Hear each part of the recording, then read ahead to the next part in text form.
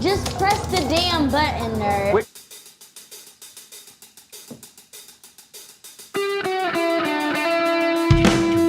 I talked to Cousin Sonny today. Yeah, what you know? Yeah, he's doing good. Practice is off and running. Gonna dive a little more into this music stuff.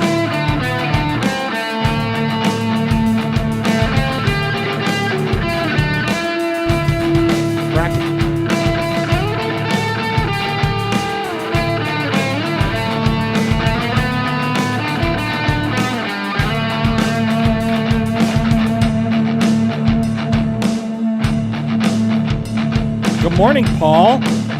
Paul?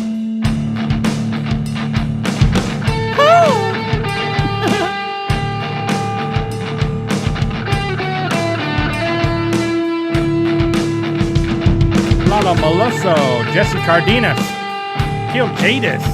Oh, yeah.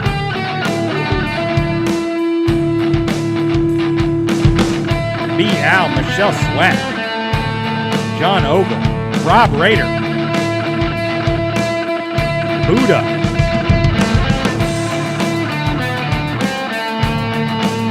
Everyone says y'all ready to turn up this weekend in Nashville. Hell yeah, we are. Let's go. Let's go. OG Daniel.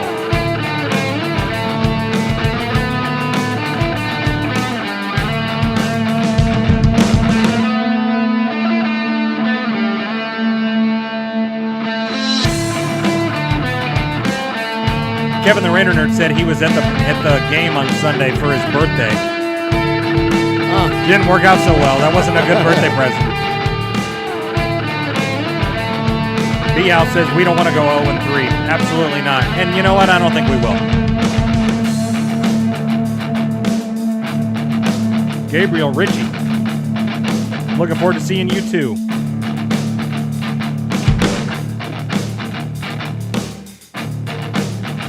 Tyrone Graves. Pete Freak. Duke City Raider. All right, here we go. Episode number 261, whether we like it or not, of Raiders Fan Radio. Jackpot, baby. Raiders Fan Radio. Jackpot, baby. Raiders Fan Radio. Oakland, LA, Oakland, Vegas, Raider Nation, wherever, forever. You got your old Uncle Mosh and Raiders Fan Radio from Murph's Man Cave, taking a lighter journey into the dark side. Sit back, put your feet up, pop a top, and enjoy the ride. Here we go! Look left, look right, select the top, a leaping top, touchdown!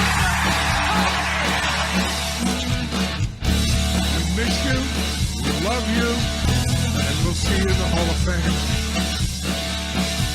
When you have great coaches, then after you have great coaches, you get great players. You have a great organization. And you tell them one thing, just win, baby. Way up the middle, intercepted Filipiano at the 50, time running down. Oakland football, and I think Oakland victory. The Oakland Raiders have scored on the most zany, unbelievable, absolutely impossible dream of a play. Well, I love this team. I think this team can win. I think this team can win.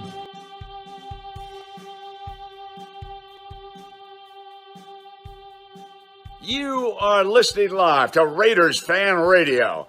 Why? Thank you, Brent Musburger. What is up, Raider Nation? Your buddy Murph back once again for what we trust will be a fantastic episode of Raiders Fan Radio, where we bring you all 4 quarters of a show, and look forward to talking to you all. You know, yeah, guys, I only saw the first half of the game. I guess we must have just continued on and finished strong, huh? There was 2 different games. Might have beat them 50-0, huh? Yeah. Well, we just we didn't come out in the second half. Oh, we didn't? No, that was the other team. No, we just didn't show. We didn't come out.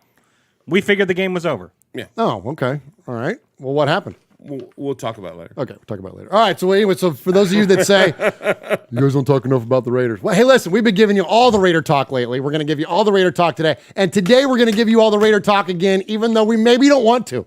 Like, I'd much rather sit here and talk about the Cassian Andor series that's coming up. I know Mosh is fired up for that thing. And, the what? Exactly. And we'd love to talk to you about that, but we're going to talk about our beloved Raiders, and we're going to talk about some of the things. We're going we're gonna hopefully is it catharsis when you find like It's cathartic. It gets it off gets it off your chest. You just gotta get you gotta get off our chest. You know what I mean? And just remember, Raider Nation, it's all about us. That's why this show is called Raiders Fan Radio, because the fans will never let you down. The fans are undefeated, and just like our chat room, we actually have an email that addresses that very soon. Remember this moment. What did you just say? I said that we named this show Raiders Fan Radio because we are so in love and encouraged by Raiders. You didn't say all that, but you did. I'm blowing it up a little bit. Well, stop it. Okay. We have an email that addresses that very thing. Very nice. Very nice. Look forward to hearing that as we get into the sea of emails tonight. We're going to tell you what we got going on tonight for the format of the show. A little bit different tonight than what you're used to, but we'll get into that in a minute. So speaking of the fans, though, first and foremost, I want to recognize everyone that's in the chat room. Kevin the Raider Nerd, Ty the Raider, Michelle Sweat is in there, Raider Roo, Paul Edgerton, Foxy Scorpio, the White Stallion, Ty the Raider, the Heat Freak, Gabriel Ritchie is in there, Duke City Raider, Buddy Martine, Jeff Murphy is in there, QB Jeff is in there, appreciate Wyoming Raider is in there, so many of our good friends, Ron the Mater Raider, of course, holding it down, so don't say anything stupid, Jack Brewer's in there, Herman Munster is in there, hey Herman, John Ogle is in there, Pineapple is in there. My gosh, Kevin the Raider Nerd, so many of our good... Big Bass good Raider Gears and Threads. We got the whole crew. Oh my gosh, this is awesome, man. Chronicles of Black Hole Daniels in there, and I look forward to talking a lot about Raiders football tonight with you all. Before I introduce the second and third man in the booth tonight, I do want to remind you that we are a partner of the Fan-Sided folks and also the Just Blog Baby podcast. We are the official Raiders podcast, and you can find our podcast on any podcast service. All you got to do is search for Raiders Fan Radio. That's Raiders Fan Radio on any podcast service. And 909-345. and you can ask your internet connected device. You can. Oh, there we go. Somebody's calling. At this time, we'd like to ask everybody in the audience to please silence your cell phones. So we appreciate you very much for checking us out on those audio podcasts. And hey, listen. If you do check us out on an audio podcast, and we thank you for all of those of you that do that way, even though those of you that are joining us live tonight on the YouTube, if you could do us a favor and check us out on the audio version of the show as well. And leave a like, leave a subscribe, just like you would do here on the YouTubes. It helps the show, helps with the algorithm, and it helps us raise money, which is what we do for our nonprofit called the One Nation Foundation, which we've got some really fun stuff going on tonight with an exciting giveaway. And I'll leave that to Swag Jeff to tell you about that. But just some more housekeeping stuff around here. Even if you can't donate to the show, again, hit that like, subscribe, anything that promotes the algorithm, because that generates advertising opportunities for us, like our new partners at Drizzly. So if you listen to the audio podcast of the show, you'll hear our Drizzly ads. And we got our first payment from the One a Monster. But hey, listen, any money is good money, and it all goes to the One Nation Foundation. So thank you to the good folks at Drizzly, and thank you to our friends at Fan-Sided and Just Blog Baby. One last thing of housekeeping before I introduce the rest of the crew. I want to also let you know that when you do listen to the audio podcast of this show, you get not just this show, the flagship show of Raiders Fan Radio, but to pleasure your ear holes, you get... Hey, there's sounds something dirty when you say ear holes. You get Silver and Black Flashback, which is our good buddy Rich Schmelter. He's the author of the Raiders Encyclopedia. And, of course, he took some time off for the offseason, but now he is back. We've got 2 episodes to drop for you. Those of you, again, on the audio podcast, you'll get that show tonight. It will drop back-to-back before we release this show. Nice. Got 2 episodes from Rich coming up. I'm not even going to sell the lead or tell, but there's one person in this fan cave that's going to appreciate one of those episodes incredibly. And so... is it the Otis Sistrunk story? I'm not going to say... Oh, come on! Yeah. He did it. Really? He did an episode on Otis just for you. Did he really? Absolutely. Yeah, it's going to be awesome. Nice. Yeah, it's going to be awesome. Nice. So I look forward to hearing that. I haven't heard it yet. Oh, I can't wait. Look forward to hearing that. I love and so that guy. that man you hear, the big booming voice to my right from the Western Annex of the Murph Fan Cave desk, is the one and only, the legendary. You know him, you love him. He is Uncle Mosh. Otis.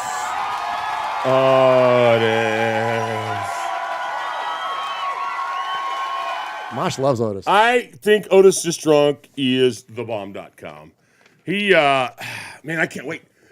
For those of you that don't know, the Schmelzer stuff is absolutely, seriously, I like his stuff better than our stuff.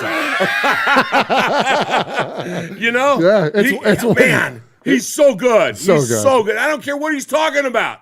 Yeah. You know, he's phenomenal. So, hey. Hi, Mosh. Hi. How are you? Good. How are you? Good. How was your trip? No, good. Yeah. Raiders played last week. Yeah, I did. Yeah, no, they didn't do very I good. didn't watch. Yeah. I had to listen to the show. I had to listen to the show. Okay, how'd you do it? Because you were driving. I was driving. You were going for work. I was. I had a work trip, and so I had to go. I was on my way through Florida, through Foley, Alabama. Shout out Kenny Stabler. Yeah.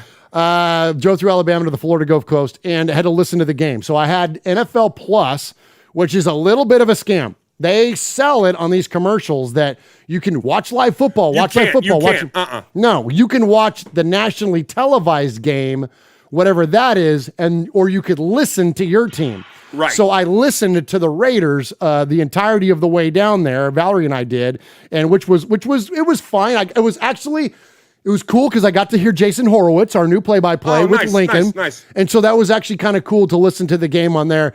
And then when at the end, when they flipped it because it went into overtime, became the nationally televised game, then I got to watch the end. Thanks for that, NFL. Yeah, Glad I right got on. to see the end of it, man, because, yeah, my goodness. But so I saw like the last I almost 6 plays. wish they'd have replayed the beginning of Heidi instead of the end of that damn game. That's know, a right? shout out for YO and some of my old friends. Right? Absolutely. You know, yeah. I mean, come on. Yeah. Oh. Yeah. So, but listening wasn't a terrible experience. It was kind of cool. They were very descriptive.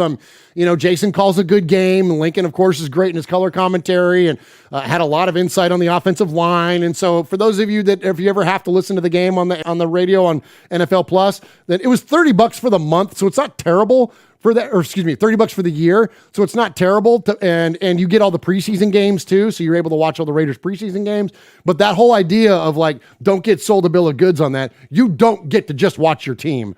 Right. You got to watch who they want you to watch. You got to watch who they want you to watch, or you can listen to your team. But anyway. It was pretty funny because sometimes I can get stuff and I bounce around when I'm not coming over here and I got hung up. And so I was watching Mitchell. And I just get sucked into that guy. You like that guy? He makes me laugh because he does. Long story short, when people do stuff, he does little challenges and he's trying to drum up money. Hey, that's what he does. Okay, you don't no fault of that. But he'll take shots. He takes shots of Fireball and then he drinks these booty things. This glass filled with. He got so schnockered. It was his buddy's birthday and they gave him a cake and he got so drunk he was having to eat the cake. He's like, if I don't get something in my belly, I'm gonna puke. And he's like, I need a garbage can. Anybody else that happened to watch him, and then like you, I had the game going on TV so I could watch they'd show the updates and stuff like that, and got to watch that last awful 5 minutes, but. It was pretty hard. It was hard to swallow. It was brutal. It was brutal. All right, but we'll get to that. We'll talk about the Raiders here in a minute. But first, we've got some donations coming in, but I'm going to leave them to my buddy over there that adorns the southern annex or the western annex of the Murph's Fan Cave desk. To shout it out because we got some incredible stuff to announce to you tonight. So let me throw it over there to my best friend and yours from the southern annex of the western annex. He is Swag Jeff. Hey. Look at that beauty. That's sexy. That is sexy. Absolutely, man. It is so good to be here, man. Tell them what it is for the audio listeners. Yeah, so if you're not watching us live on the YouTube, I'm holding up a signed Charles Woodson football with the Hall of Fame 2021 inscription that our good friends at Woodson Whiskey, and we'll give them respect in just a moment here. But yeah, man. So that's Charles a good autograph too. It's a solid autograph and it's a big autograph. It's really, really cool. So we're giving that to the One Nation Foundation tonight. So we've already got 4 people that have donated tonight. Kill Jadis with a $10, Tyrone Graves with a 10, YO Raider with a 20, and Tider Raider with a 10. So every $10 donation gets you 1 poker chip. I've got what is that, 5 over here right now. So yeah, get in the mix, man. We're gonna do it big tonight for the One Nation Foundation, and it's positivity, man, because. That there wasn't a whole lot of positivity on the field, and so we're gonna bring it to Raider Nation off the field right here. So get in the mix, man. Let's be real positive. Let's just have the drawing right now. Oh, nice. Well, speaking of which, Aaron the Q Dog Raider says, finally, Q Dog returns to Murfreesboro this Friday. Greetings, Nation, with a $40 donation to the One Nation Foundation. So much respect, Aaron the Q Dog Raider. So yeah, man, dude. We're days away from this freaking weekend, and I'm so fired up. I cannot wait. Finally. Okay, so tell him, Jeff. So expand on that. First off, tell them what the donations are, the increments, how they can win tonight live on the show, but then roll that into, please, about what we've got going on Saturday and what we've going on Sunday. And I'll give you a little tease. If you are a fan of this show and you pay attention to us on the YouTube, you might want to stay around your device on Friday. We might have a little special something coming at you on Friday. Oh, nice. Just a little teaser. But please tell them what we got going on official on Saturday and then on Sunday, of course. Absolutely. So this all goes to the One Nation Foundation. Every $10 donation will get you one of these, a poker chip that I'll put your number on, and we'll rack those up all night.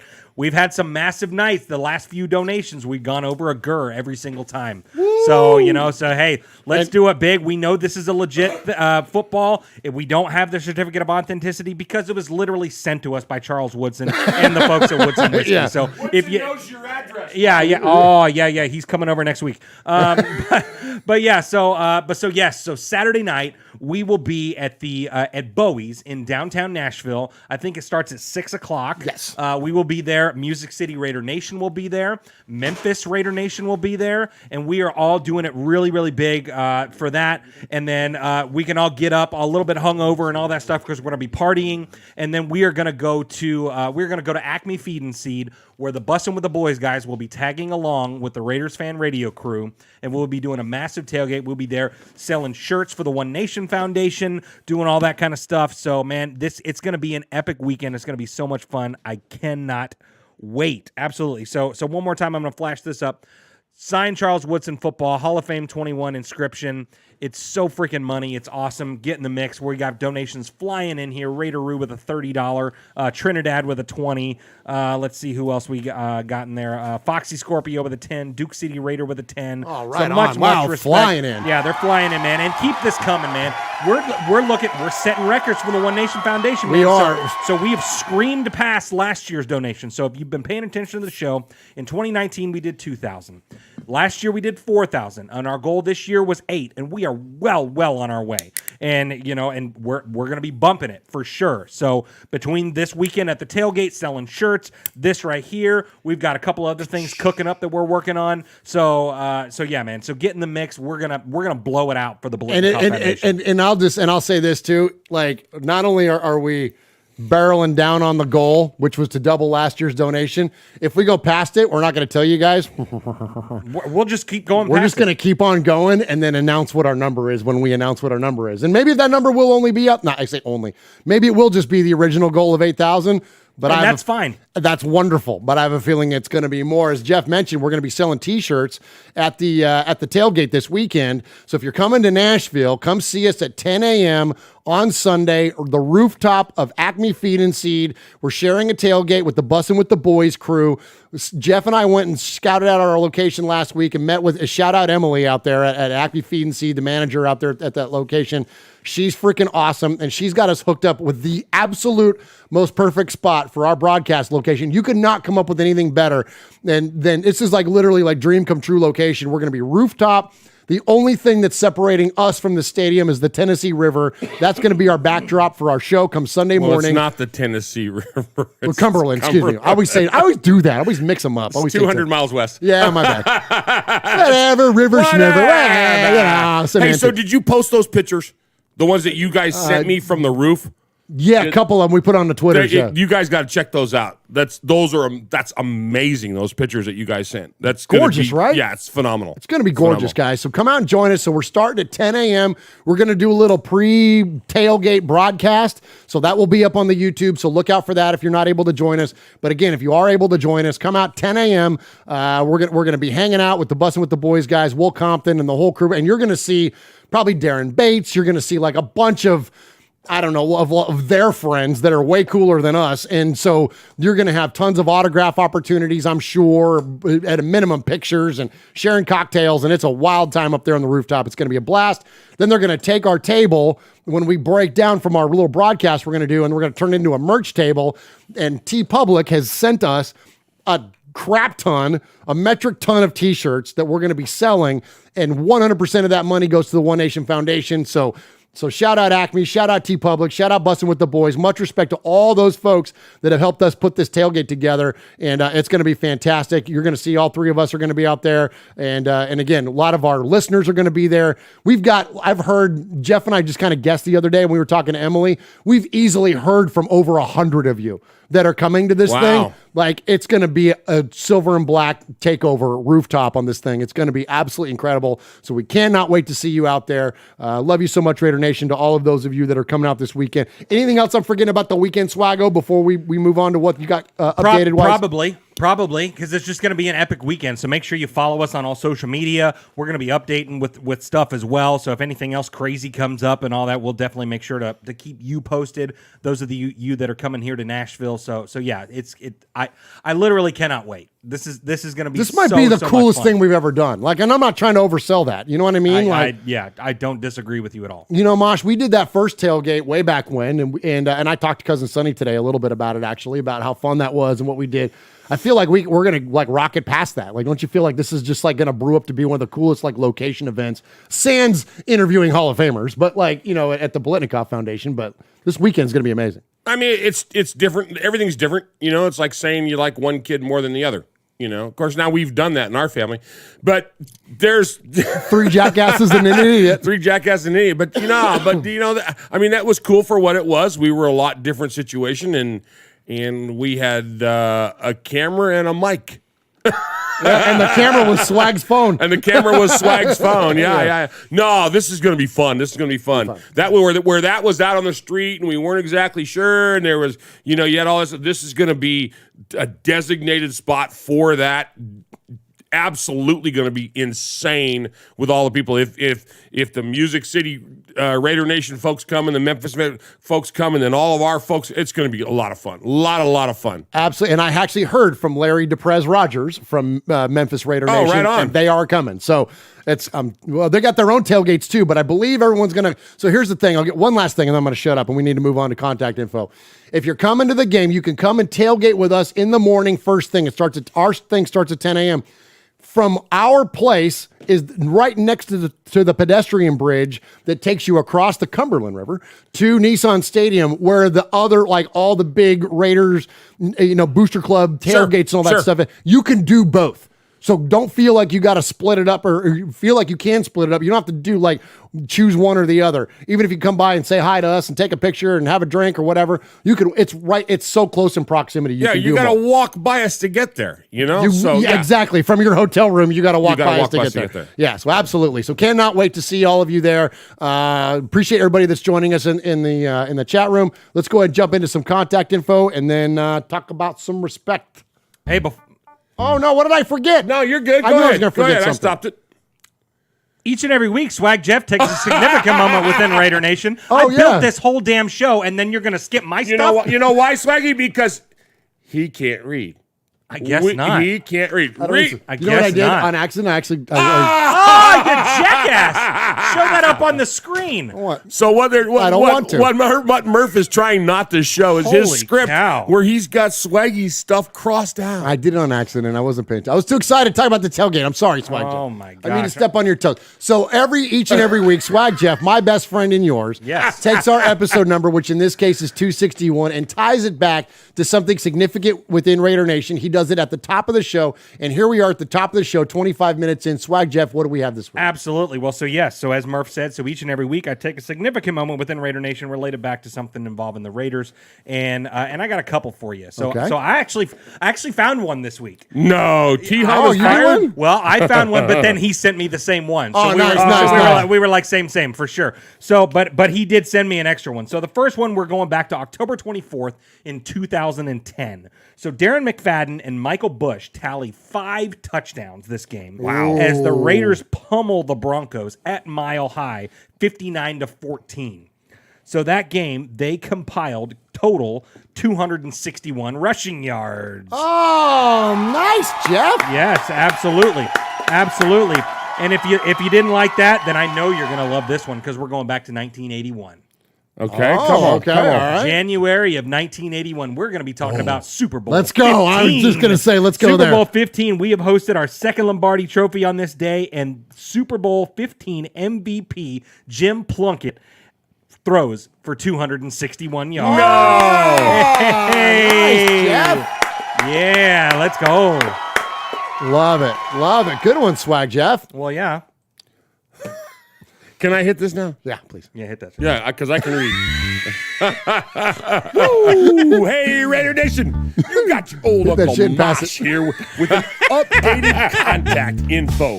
So sit up, zip up, shut up, and pay attention. You can call us at 909-345-3346. Or as Murph would say it, 909-345-3346. How about emailing me? You want to email me? Go on and email me. Email me. Hey. Show at RaidersFanRadio.com. Or what about reaching out to us on some of that social media stuff Swaggy likes? Try Facebook at Raiders Fan Radio Podcast. The Twit at Twitter at Raiders Fan Radio. Insta something. Instagram at Raiders Fan Radio. The Tiki Tiki Docky Dock. TikTok at Raiders Fan Radio. Or what about the Twitch? Some of you out there twitching. Anyway, Twitch at Raiders Fan Radio. Or if you don't like that, go to the YouTube. America, go to the YouTube. YouTube.com/Raiders Fan Radio. Oh my God! If that wasn't enough, it was enough. It was go to enough. Your podcast It was a provider lot. and It was search so much. Raiders Fan Radio. Holy crap! That was that's a lot. Too damn much.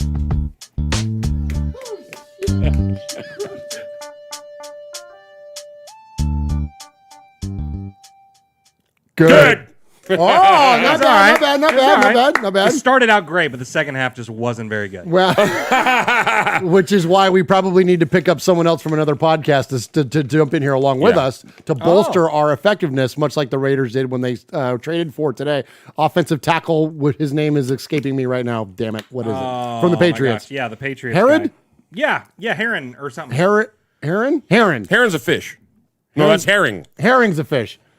Heron. Wait a minute. We got another damn Patriot. I know, right? Yeah. Big surprise we traded for a Patriot. Hey, chat room, tell us who that new offensive tackle is that we traded for and hopefully bolstered this offensive line for just a little bit. And while we're waiting to hear what that answer is, because the chat room knows more about football than we do, let's go ahead and jump into some respect. So here at the top of the show, we like to do respect. We don't do props. We don't do shouts. There's nothing wrong with those things. But, we're Italians. Hey, I like to give a little bit of respect. Justin Heron. Oh, good.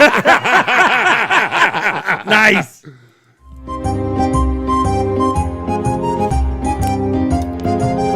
Murph, Swaggy J, Nation.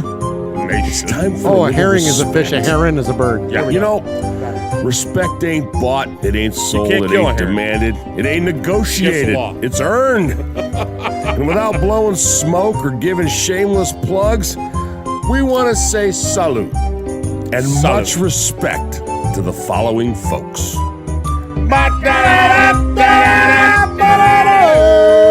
Hey. So we got a lot of folks we want to give respect to today. And you know what? I'm going to share some duties tonight. Oh, okay. Yeah, You gotta go duty. Hey, you said duty. I'm going to pass it over to my best friend and yours over there at the Southern Annex, Swag Jeff. Who do we have to give respect to tonight? Well, first off, we want to give much respect to our buddy Joshua. So Joshua, if you don't remember Joshua, about a couple months ago, he hit up the show and he was looking for a new van. A handicapped accessible van, Absolutely. for him right there. So he sent us an email and says, "Much love, boys and gals. We did it. Makes me feel so pumped and hyped. Really? A portion of this van was funded by Raider fans. Let's go. Wish we could have beat the Cards. I think it might be a tough year. Much love, Joshua." And nice. he has sent us a photo Look at that. the new van. Absolutely. So much love and respect Awesome. to Joshua right there. Yeah, and thank you, Raider Nation, because the One Nation Foundation was able to give him a donation on your behalf. So thank That's you our very, money very in much. action, folks. Look at that, man. 100%. Much respect, Josh. Congratulations on the new ride, my friend. Absolutely. So next up, we would love to give respect, as always, to our good friends at TeePublic. So much respect. You love you some TeePublic. I love me some damn TeePublic, man. Yeah, I can't get enough of it because it's our stuff. Whenever I can buy a damn shirt on it that says Swag Jeff, I'm all in. There you are. I got all of them. Do you have Swag Jeff? I can't even talk. Do you have Swag Jeff stickers? Only about 40 of them. Yeah, absolutely. What do you do with Swag Jeff stickers? I put them all over my wife's car. Are you gonna? For real. She's got about 2 of them on there. Is she really? Yeah. Are you gonna give them out this weekend? No, I want them all. If you go to RaidersFanRadio.com/gear, you too can have 40. You too can have those. You click the T-shirt link, and we don't just sell T-shirts. You can get stickers. You can get laptop sleeves. You can get what else we got? Hats, shirts. No, hoodies. we don't. No, we don't do the hats. I wish we did Other do the than hats. Other than hats, you can get everything else. Somebody No ordered hats. a laptop sleeve. Someone ordered a One Nation Foundation laptop sleeve. So whoever you are, much respect to you. Because I asked Murph, I said, "You order a laptop sleeve?" He goes, "No, it wasn't me." I was like, "It wasn't me either. Someone else did." So right on. So Somebody's rocking a One Nation Foundation laptop sleeve. Absolutely. So yeah, and double R, that's Raider Ramon in there says, "I need a Swagtastic sticker." I'll give you one of my stickers, buddy. Absolutely. Let's effing go, oh, let's effing go. Hey, real quick, and while the chats are coming in, a $10 donation in there from our good friend PSP Raiderette. Yes. I owe her an apology, Mosh. Uh-oh, what did you do? what did you Well, do? she called and left an email. You don't call and leave an email. You call and leave a voicemail. And she called and left a voicemail at the end of our Domenico show. And so when I went and did show prep for the next week's show, I missed that call. So PSP Raiderette, I apologize for that. And keep those calls coming because we need more made women around here. And we would love to play your call or write us an email or whatever the case may be. But keep them coming. We love you and appreciate the chat and the donation in there. All right, Swag Jeff, who else we got? Absolutely. And I want to give respect in the chat to Van City Raider. Says, first time in here, guys. You guys are awesome. Raiders. So, yeah. Raiders. Appreciate you, Van City Raider. So thanks for tuning in and joining us, man. So, that's way cool. Much respect to John Ogle in the chat for a $10 donation as well. So you get poker chip number 15, my friend. So There we go. Nice. Yeah. So to wrap up, TeePublic, man, much respect. So they have provided all the shirts, and we had a little mix up on our shipping stuff. So I think I mentioned last week. So the Pentejo of the week last week was UPS, and so UPS actually came through And delivered your shirts. and they deliver the shirts. Minus- So our lady Christina, much respect to Christina, because she without hesitation just said, "Okay, I got you. I'll send you 40 more." So we got 40 more from FedEx. She chose FedEx. She chose the right choice this time. Right. Yeah, but then a couple days later, I get this beat up package on my door. Was it all bashed in and everything? It was open, fully opened. Did you count them? I count them, and there was about 18 short. So there is 18 United Parcel Service drivers Yeah. wearing. So if you see your UPS guy wearing a Raiders Fan Radio shirt, Absolutely. Yeah. Absolutely. But now instead of having 40 shirts to sell, now we have 60. So much Amen. respect Right on. and thanks to TeePublic on there. So much respect. Did you tell her? Did you let her know that there was 18 I did. short? I did. Okay. I did absolutely. So She's going to raise Cain with. yeah, absolutely. United Pentejo Service. Yeah, absolutely. So next off, I do want to give respect to our good friends at Woodson Whiskey. Are we cracking that tonight? I don't know, maybe. that's the fancy one. This is the fancy one. Definitely not want to come off of that This one. is the Michigan edition one. This is the maize and blue. So I know my friend Aaron, the Q Dog Raider, will appreciate this for sure. So Q-Dog, hey, are you watching? if you don't drink Woodson whiskey, do life better. If you don't have a game day whiskey, you do now. You do now. So, hey, build your legend. Get you some of this right here. Much respect to Woodson Whiskey because they have given us this football. So if you tuned in late, where the hell were you? But right here. So Charles Woodson, signed football, Hall of Fame 2021. Every $10 donation tonight goes to the One Nation Foundation and get you one poker chip in a chance to win this bad boy. So make sure you keep those donations flying in. Let's set another record tonight. Let's do it big for the One Nation Foundation. So much respect to our friends at Woodson Whiskey. And so if you win that football, this is how cool that football is. You're like 2 degrees from Charles Woodson. Because that thing has no certificate of authenticity because it was sent to us by Charles Woodson. Like, definitely get in the mix for that thing, Raider Nation. Yeah. This thing is badass. Probably has some dust bunnies in the box of from his house or something like that. Oh, you know what I mean? Yeah. Nice. So, All right. can I just say this? Please. Since we're talking about respect, Yes, please. I think it's really cool. We are probably the only podcast where our listener Esteban from Costa Rica chimes in and says, "What's up, Raider Nation?" And our buddy, his lordship, Sir Paul in over across the pond says, "Welcome, Esteban." Oh, that's awesome. On behalf of those of us here in the States. That's amazing. That's amazing. That is very cool. About a team that plays in Las Vegas for a show that's been done in Middle Tennessee. Yeah, it's nuts. It's absolutely crazy. incredible. We appreciate you guys so very, very much, and welcome Esteban to the show. And Esteban, holding it down because we know we're big in Costa Rica. We always have been. That's not joking. No, that's true. Like we were it was something like within the top 10. We were number 2 in sports broadcast. Not just football, not just Raiders, sports broadcast. Sports broadcast. Yeah. In Costa Rica. That's strange in Costa Rica. We might be number 1 by now. Hey, Esteban, tell your friends. There you go. There you go. Absolutely. So next up, I want to give respect to, we want to give respect to my dad's girlfriend. Nice. So my dad's girlfriend, much respect shout to... out Woody Wood. Yep, shout out my dad, Woody, the #1 morning show here in Nashville for the last almost 25 years. At least 25 years. Yeah. Who's given us love on terrestrial radio, too. Absolutely. He absolutely is. So, and he's going to... So if you live in the Middle Tennessee area, anything like that, he's going to shout our podcast out. Shout out our tailgate this weekend and have a bunch of people come to the tailgate, and and he's gonna play it up big that the bussin' guys are just kind of tagging along, which they are. Amazing. They are now. They are now. Absolutely. Woody and Jim probably got more listeners than bussin' does. Just saying. You're not kidding. Yeah, no one's measuring around here, but I'm just saying. Well, yeah, absolutely. But hey, but I want to give respect to my dad's girlfriend, Melissa. Okay, shout out Melissa. Much respect. So a couple years ago, Melissa, she's big on the text to win raffles and stuff like that. Yeah. So she texted a couple years ago during the Pepsi halftime show to receive a signed football, and she won. No way. Yeah, she won. I've never heard of anyone that's won a contest like that. Yeah. But so she won, and so this thing has been sitting on top of her dryer for 2 years, and goes, "Do you want this?" and raffle it off for the One Nation Foundation. I'm like, absolutely. So what I have in my hand is an official Wilson Duke football from Super Bowl 53. No way. And it's signed by every member of the band Maroon 5. So Maroon 5, much respect to Adam Levine. The only guy that wears shirts less than Derek Carr. Sleeves less than Derek Carr. We were thinking about naming this football Super Bowl 18. Just like Adam Levine is trying to name his kid after his mistress. Yeah. So, it's just one of those things. You know what I mean? So much respect to this guy right here, Adam Levine, who you can win a signed football. I don't think we're going to be doing this live on the air or anything like that. We're just doing it off online.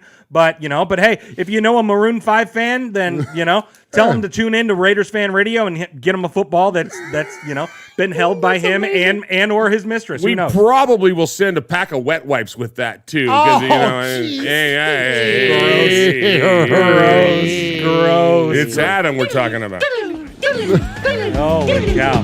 But yeah, so much respect to Melissa. Thank you, Melissa. Yeah, Thank absolutely. you so much. So the last person I want to give here we go. The top of the show. Here at the top of the show, the last person that I want to give respect to. Michelle Sweat says, I don't know one Maroon 5 fan. I don't know. Get on Friend Finder and find somebody and tell them about it, Michelle. But there might be somebody that's a fan of The Voice.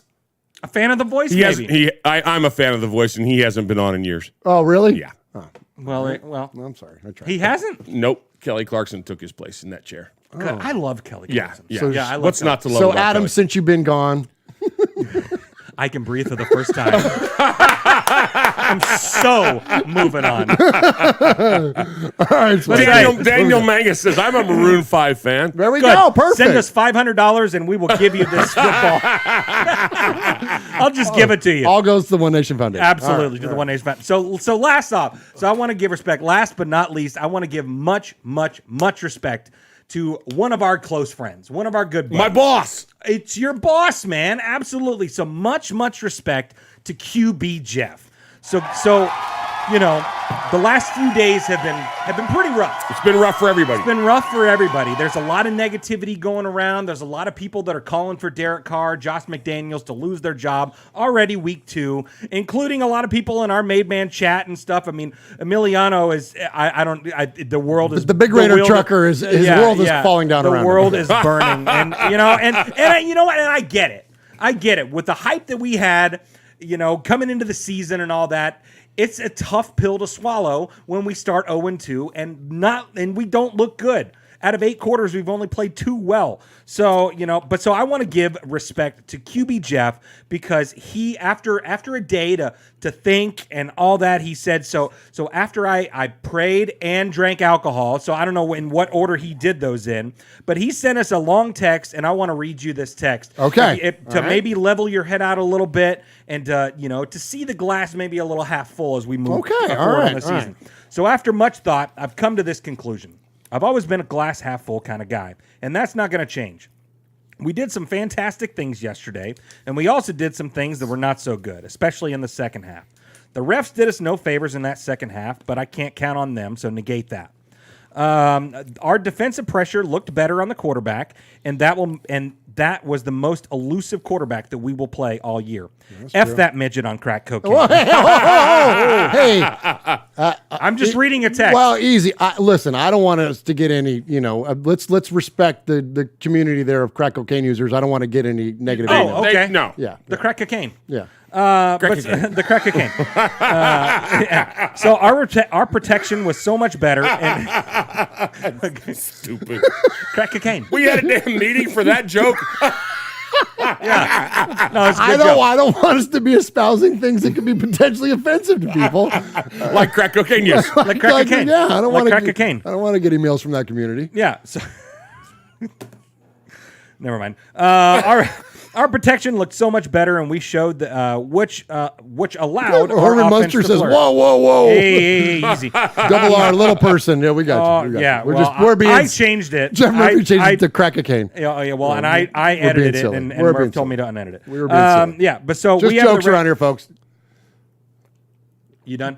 Are you in a bit? My bad. Yeah, He's yeah. in a No, bit. I'm in the middle of a bad. text Go ahead. from Jeff Go Murphy. ahead. It's okay. So we have the recipe. Holy crap. You get so sensitive. Just keep reading. Lessons will be learned, and we will continue to lessons get are that, better Jeff? and improve with a new staff and tons of new pieces. We have a recipe for a Super Bowl run. Better to get this shit out of our system early and peak at the right time of the season, which I believe we will. And the injuries are piling up too. We overcame a lot yesterday, and we should have closed it out, but we didn't. And to cap it off, Renfro is the man, and shit happens. I don't know anyone who's taken a shot like that who's holding on to that rock. Call them excuses. Yeah. Call me unrealistic. I don't give a shit. We got a great team, and I believe in these coaches. It takes time to gel and get worked out. Nobody said we were going to dominate right off the bat, and those who thought we were don't understand how a team with so much change from a year ago works. We are right where we need to be, and the boys in the locker room hate losing. Anybody who Oh, I was going to sneeze. Sorry. So sorry. I was Now going you're gonna get mad at yourself. I thought that was part of the bit. No, I was hoping I would sneeze. Sorry. So we're right where we need to be, and the boys in the locker room hate losing. Anyone who wants to jump ship now, just go for it. But I'm in for the long haul. Mark my words, we will win the West, make the playoffs, and make our run. The winds and tides are changing in our favor, so buckle up and get ready for Tennessee. It's going to be one hell of a weekend capped off with a big effing W. Let's go. Nice. Let's go. Let's go. Nicely done, QB Jeff. Nicely read by Swag Jeff. We appreciate you very, very much. Much respect, my friend. Herman Munster says, here, here. The Big Easy says, right on. Dave, PSP Raiderette, they're targeting my little bear Renfro because they see the misconnection with Adams. It's very good. Hit list is in there under Aaron the Q-Dog Raider. Pineapple says big respect. Jeff Murphy says thanks, fellas. Absolutely, my friend. We thank you and can't wait to hang out with you this weekend at the Raiders-Titans game. All right, so, hey, a little bit of break of form. Michelle Sweat says I read texts way better than I read emails. That is true. Hey, let me just while we're Please finishing do. up on respect. Let's do it. So I worked an event. I had to work. I work for the Parks and Recreation Department locally part time, and one of the things that I did is I had to work an event that Michelle was at this weekend. Yeah, and I got to see a lot of our fans know about the ship that she made for us and Schmucky the Raider Bear and all this stuff. Her artwork is fantastic. So she's gonna. I think Q got a ship from her, and we're showing the picture of Schmucky the Raider Bear on there. But everybody at this, it was an amazing show, and Michelle was the hit. And shout out to Michelle. She's a phenomenal artist. We appreciate all that she has done for the things around the cave, and it's a lot of fun having her as one of our folks, and have a good time going and seeing her artwork, and hopefully some of you will get a chance to do that. If you haven't reached out to Michelle, do. She's got some pretty cool stuff. And you might we don't give free plugs, but hey, it's Michelle. Hey, that's right. Michelle. That's right. And so it's Inclined to Improvise is her business there, and you can find her on the Instagrams, and so definitely check it out. And so many cool custom Raiders pieces that we've got here in the fan cave, and we appreciate you so very, very much, Michelle, and can't wait to see you and Lamont this weekend. All right, Uncle Mosh. Real quick. So we are going to break a little bit from format tonight. Okay. We've got the Sea of Fans coming up. We're going to talk about the game next. Oh, yeah. We've got Sea of Fans coming up tonight, but we're only doing emails because as we mentioned a little while ago, I was traveling this week, so we didn't get all your audio together, all your voicemails, but we're going to do it tomorrow. So tonight we're going to talk about the game. Then we're going to jump into Sea of Fans, and we're going to do just emails tonight, and we're going to award a Sizzler to the best email tonight. And then tomorrow, I'm going to come back for a podcast selfie. I think Cousin Sonny might jump in and help out a little bit. But anyways, we had so many voicemails, so many emails. We literally would have a 4-hour show if we did all of it together anyways. Wow. So tomorrow when I come back, we've got all your voicemails. I think there's there's 18 of them or something like that. Nice. We're going to feature all those tomorrow night. So those of you that called in and are looking for your call, you're going to hear it tomorrow night. We're going to talk about it. And thank you so much for doing that. But until then, let's go ahead and jump into the game review, Uncle Mosh. Nobody enjoyed a good Donnybrook more than sixth-year linebacker Phil Villapiano. We could use a good Donnybrook right about now. Right? Linebacker, number 41, Phil Villapiano. This is Phil Villapiano, and you're listening to Raiders Fan Radio. Yeah, you are. Yeah, you are. So, hey, if you're tuning in late, jumping into this game review right here, I want to flash this up again. I'm going to be flashing it up several times tonight. So this signed football, signed by Charles Woodson, Hall of Fame 21 inscribed, beautiful signature, big signature. It'll look awesome on any shelf or anything like that. So every $10 donation that comes in tonight via Super Chat gets one poker chip. We've had 17 people donate already. That's awesome. So much respect. Let's keep this going. Let's rack them up for the One Nation Foundation, and respect to Woodson Whiskey for making this possible tonight. Thank you very, very much, our good friends at Woodson Whiskey, and thank you to all of you that are in the chat room and all of our contributors to the One Nation Foundation. Ron the Mater, who says, I hope they don't talk about the Raiders. Well, listen, you know what I mean? Like, listen, it just turned into a One Nation Foundation telethon. We need $50 more in the next 10 minutes. Dial the Raiders Fan Radio Hotline. 909-345-3246. Listen, man, this is kind of rough here, so let's just go ahead and pass it around the room. So for those of you that don't listen to the Silver and Black Today show, I did my little spot with Mo and actually Evan Grote this week, and of course Scott Gilbranson. Love those guys. Much respect to them and appreciate them giving us the platform and for me a voice on their show. And as the representation of the fan. And so going on that show, I'd only listened to the game, as I mentioned earlier, but I did get to watch the end of it. And it was like immediate ire. And so I'm going to say this to all of you that are listening now and hearing a few days later and after kind of settling down a little bit. Any of the criticism, any of the the ire that we might have as fans that you might hear from me. I'll just speak for myself. I don't know what the other guys have to say on it because we hadn't visited yet, and I look forward to hearing what they have to say. But I want you to know this, Raider. There's two points I want to make. Number one, I love Derek Carr, and I love him because he wears silver and black, and he's the quarterback of our football team. I also feel that it's okay to be critical of your quarterback, and it's okay to try to understand why things go the way that they go, considering the investment that we've made. So point being, though, is this. Any of the comments, any of the negative, and I call it quote negativity because ultimately it's not negativity. Ultimately, I love this football team, and I love everybody that wears silver and black until they don't. So don't ever take that as I'm giving up hope. Without hope, you have nothing left but despair. I'm going to hope that the Raiders do win. I will never hope that Derek Carr plays bad. I will never hope that Josh McDaniels doesn't call a good game. To me, it's like counterintuitive. It's like rooting for a bad president. No, we want them to succeed because we have faith and value in our country. So it does, even if you don't vote for him, you want him to do good. Same thing. I want Derek Carr to do good. I don't want Derek Carr to play bad anymore so that we can, quote, run him out and then find somebody else. or anybody else that plays for this football team. But I think that it is fair to bring up the things that are questionable. So you're going to hear a lot of that from me when we go into these comments. And so I'll just give you my biggest takeaway. And even though like here I'm feeling myself getting fired up again, I'll tell you this, that coming away from that game, the comment that rung out most to me when I was asked the question from Scott Gilbranson this week about Derek was that Derek's not the only problem this football team has, but I don't know if he's the solution anymore. And I think that's a fair question to ask. You're going to hear a lot of comments and a lot of audio coming up later on this week, and I'm not pinning this loss on Derek Carr, but I am pinning his red zone inefficiency on him. I am pinning 2 targets to Devontae Adams for the entirety of the game on him. I am pinning the lack of fire, the lack of ability to raise up those around him. I am pinning that on him because he's the goddamn quarterback of this football team, and that's the most important position in all of sports. So it's hard to be critical of the Raiders and not account for Derek Carr's play at this point. Again, far from the defense didn't help him at all in the second half, but he also didn't help the defense because he couldn't keep the offense on the field, and that's got to come down to Derek at a point. I think it's also, to be fair, the play calling.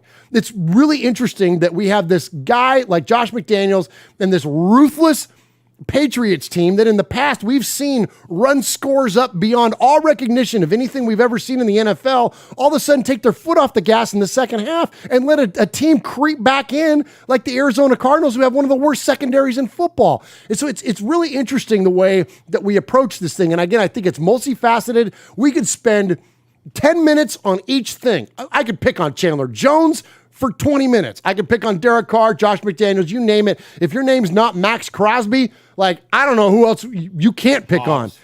Hobbs, thank you, Mosh. And so leading into that, let me go ahead and toss it over to Mosh. I'll say this, and then I'm going to shut up. The second point I wanted to make, and this will be a brief one. I understand why a lot of you tap out. I get it. It's frustrating, and it's hard to watch. It's heartbreaking to watch the Raiders lose in the fashion that they did. I will tell you this, though. As I've gotten older as a fan, I've learned that the team is less valuable to me than the fans. There's a reason this show is called Raiders Fan Radio. And we'll talk about that in the email. Thank you. Okay, so I will say this. Don't let this rob your Sundays. Whether you choose to stay at home and watch a game with your family, whether you choose to come to a tailgate and hang out with Raider Nation, whatever those experiences are, don't let that play on the field rob you of those experiences. Because those are the most, we had a text conversation going with us in the Made Men this week.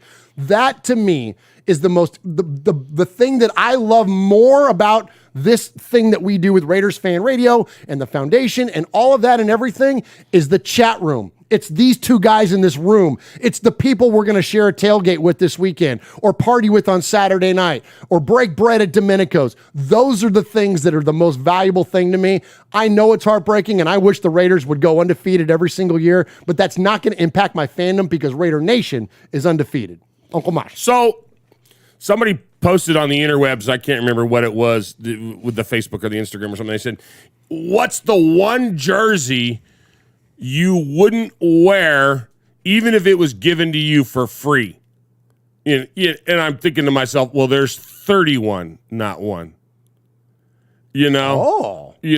I don't know of another team's jersey I would wear.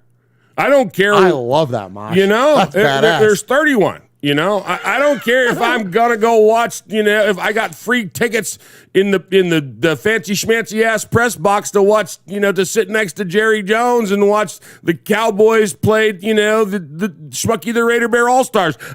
I'm not wearing a Cowboys jersey. I don't care where it is. I'm just not doing it. I'm not. Yeah, it's not gonna happen. So my big question on that is,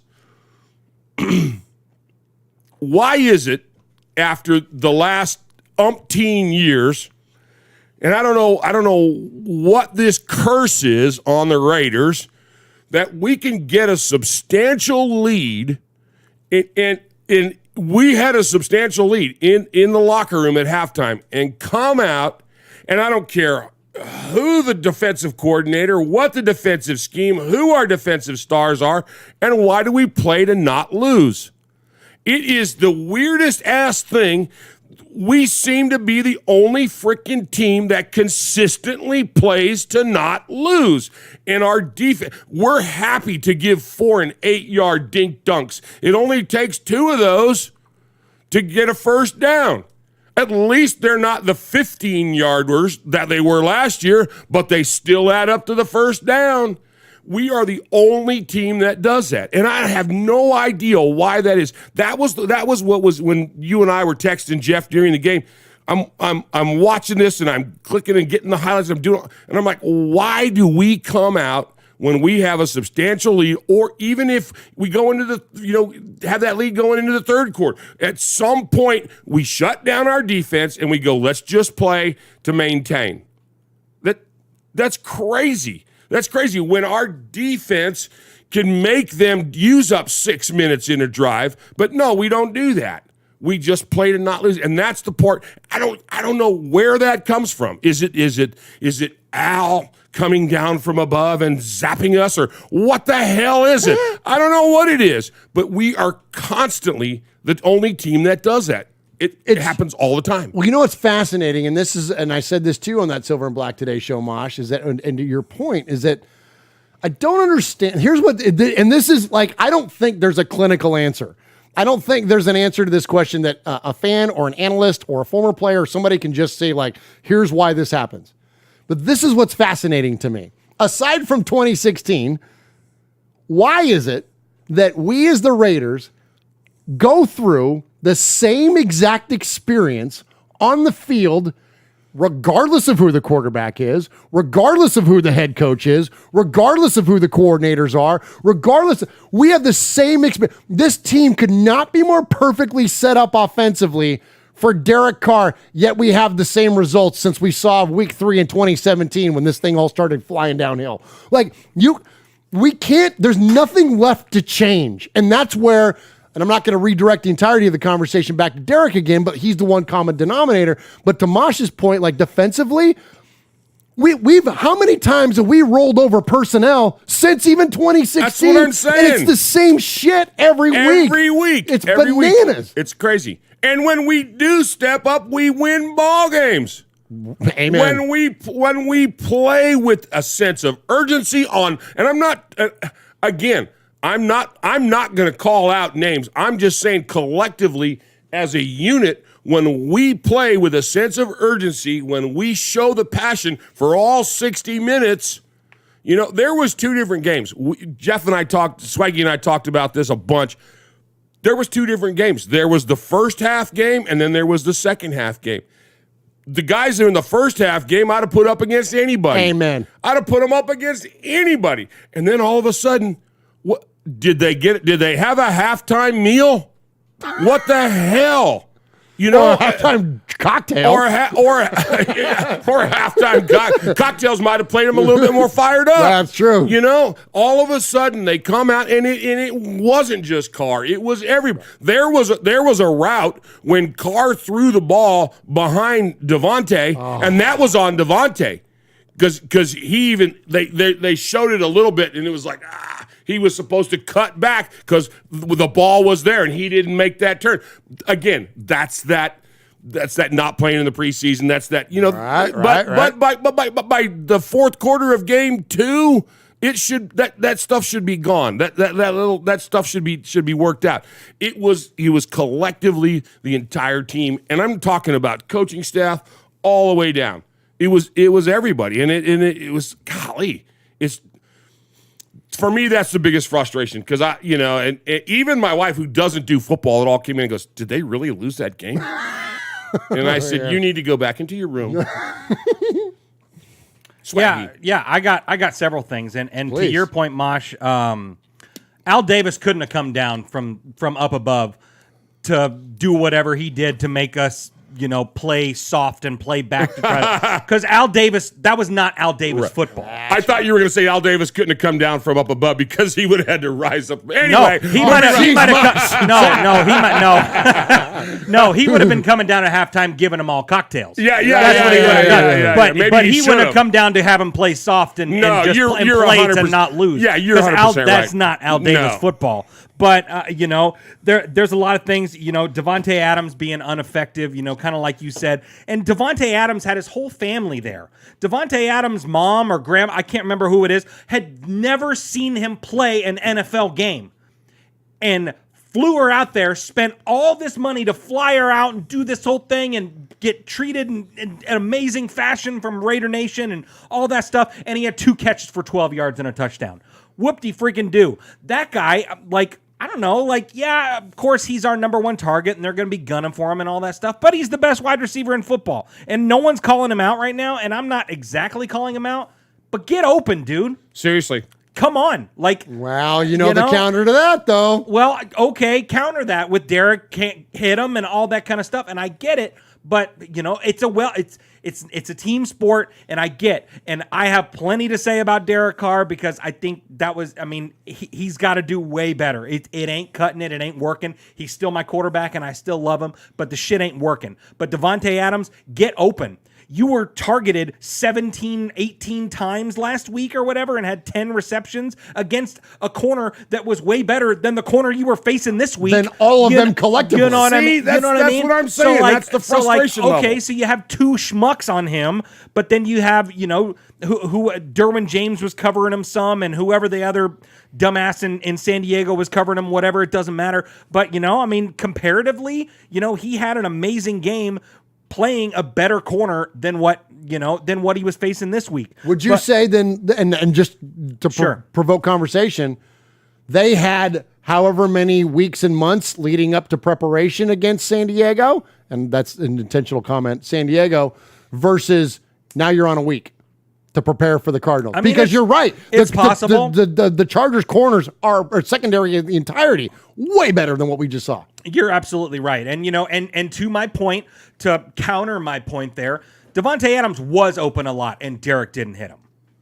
He was open a lot and he just didn't read it right. So, in, year 9 of this shit, he needs to know how to read the field just a little bit better. He did some things that were right though when it was sure he did. Both of those throws to Renfro when he got just hammered on those. He did. I'm surprised he got up, but he got hammered on both those 2 fumbles. But he went to where he's supposed to go on 3rd and Renfro, Yeah. So there was. But that's the challenge about Derek is that he does great things. He just doesn't do great things all the time. And I don't know where I heard, I believe it was John Facenda, God rest his soul, from NFL Films, that said great players aren't always great, but they're always great when they have to be. Right. When you look at Kenny Stabler's stats, they suck. When you look at Jim Plunkett's stats, they suck. When you look at Derek Carr's stats, they're great. When you look at his win total and clutch performances compared to those 2 guys, he ain't so hot. It ain't good. It ain't good, man. And I feel like it's. Anyway, I'm going to keep from. You go. Keep going. No, it's okay. But some other takeaways. Not piling on Derek, which I know a lot of people in the chat and on Twitter and all over Raider Nation would love for us to continue to pile on Derek, and we'll still have more. We'll still have except for Uncle Mosh. But but we'll still have a bunch to talk about him as well. But penalties. Penalties were penalties were freaking crucial. And for Josh McDaniels to talk about going into details, we're watching the little things. We're not getting penalties. Watching the preseason, I think we had 4 penalties all preseason or something like that and played 4 games. And I think had 1 or 2 last week, maybe. But we had 10 penalties, and most of them were in the second half. So when a lot of people are talking about the running game. Well, why didn't we use Jacobs? All that kind of stuff. Because he's still balling out. He's still running at a high level and doing well, and why don't you hand the ball off to him as opposed to throwing it to Renfro and stuff in overtime and all that? Because we were 3 yards out of field goal range. If we remember what the hell? And I think he could have made that field goal anyway. I'm sorry. I totally agree with that. Yeah. His career, they set that line at that's his career long. Right. But all of his career longs could go another 5-6 yards. So, you know, Yeah, why? and it was first down. And he hasn't missed a We field could have goal. ran it three times a minimum. God forbid Josh Jacobs breaks one for a minute. He's missed. He hasn't missed in like almost 30 field goal attempts or something like that. The guy's been freaking And you're automatic. at home. You're indoors. It's not Right. like you're a mile high and you got to worry about some wind or some shit. You know what I mean? Exactly. But, you know, the penalties, when those happen,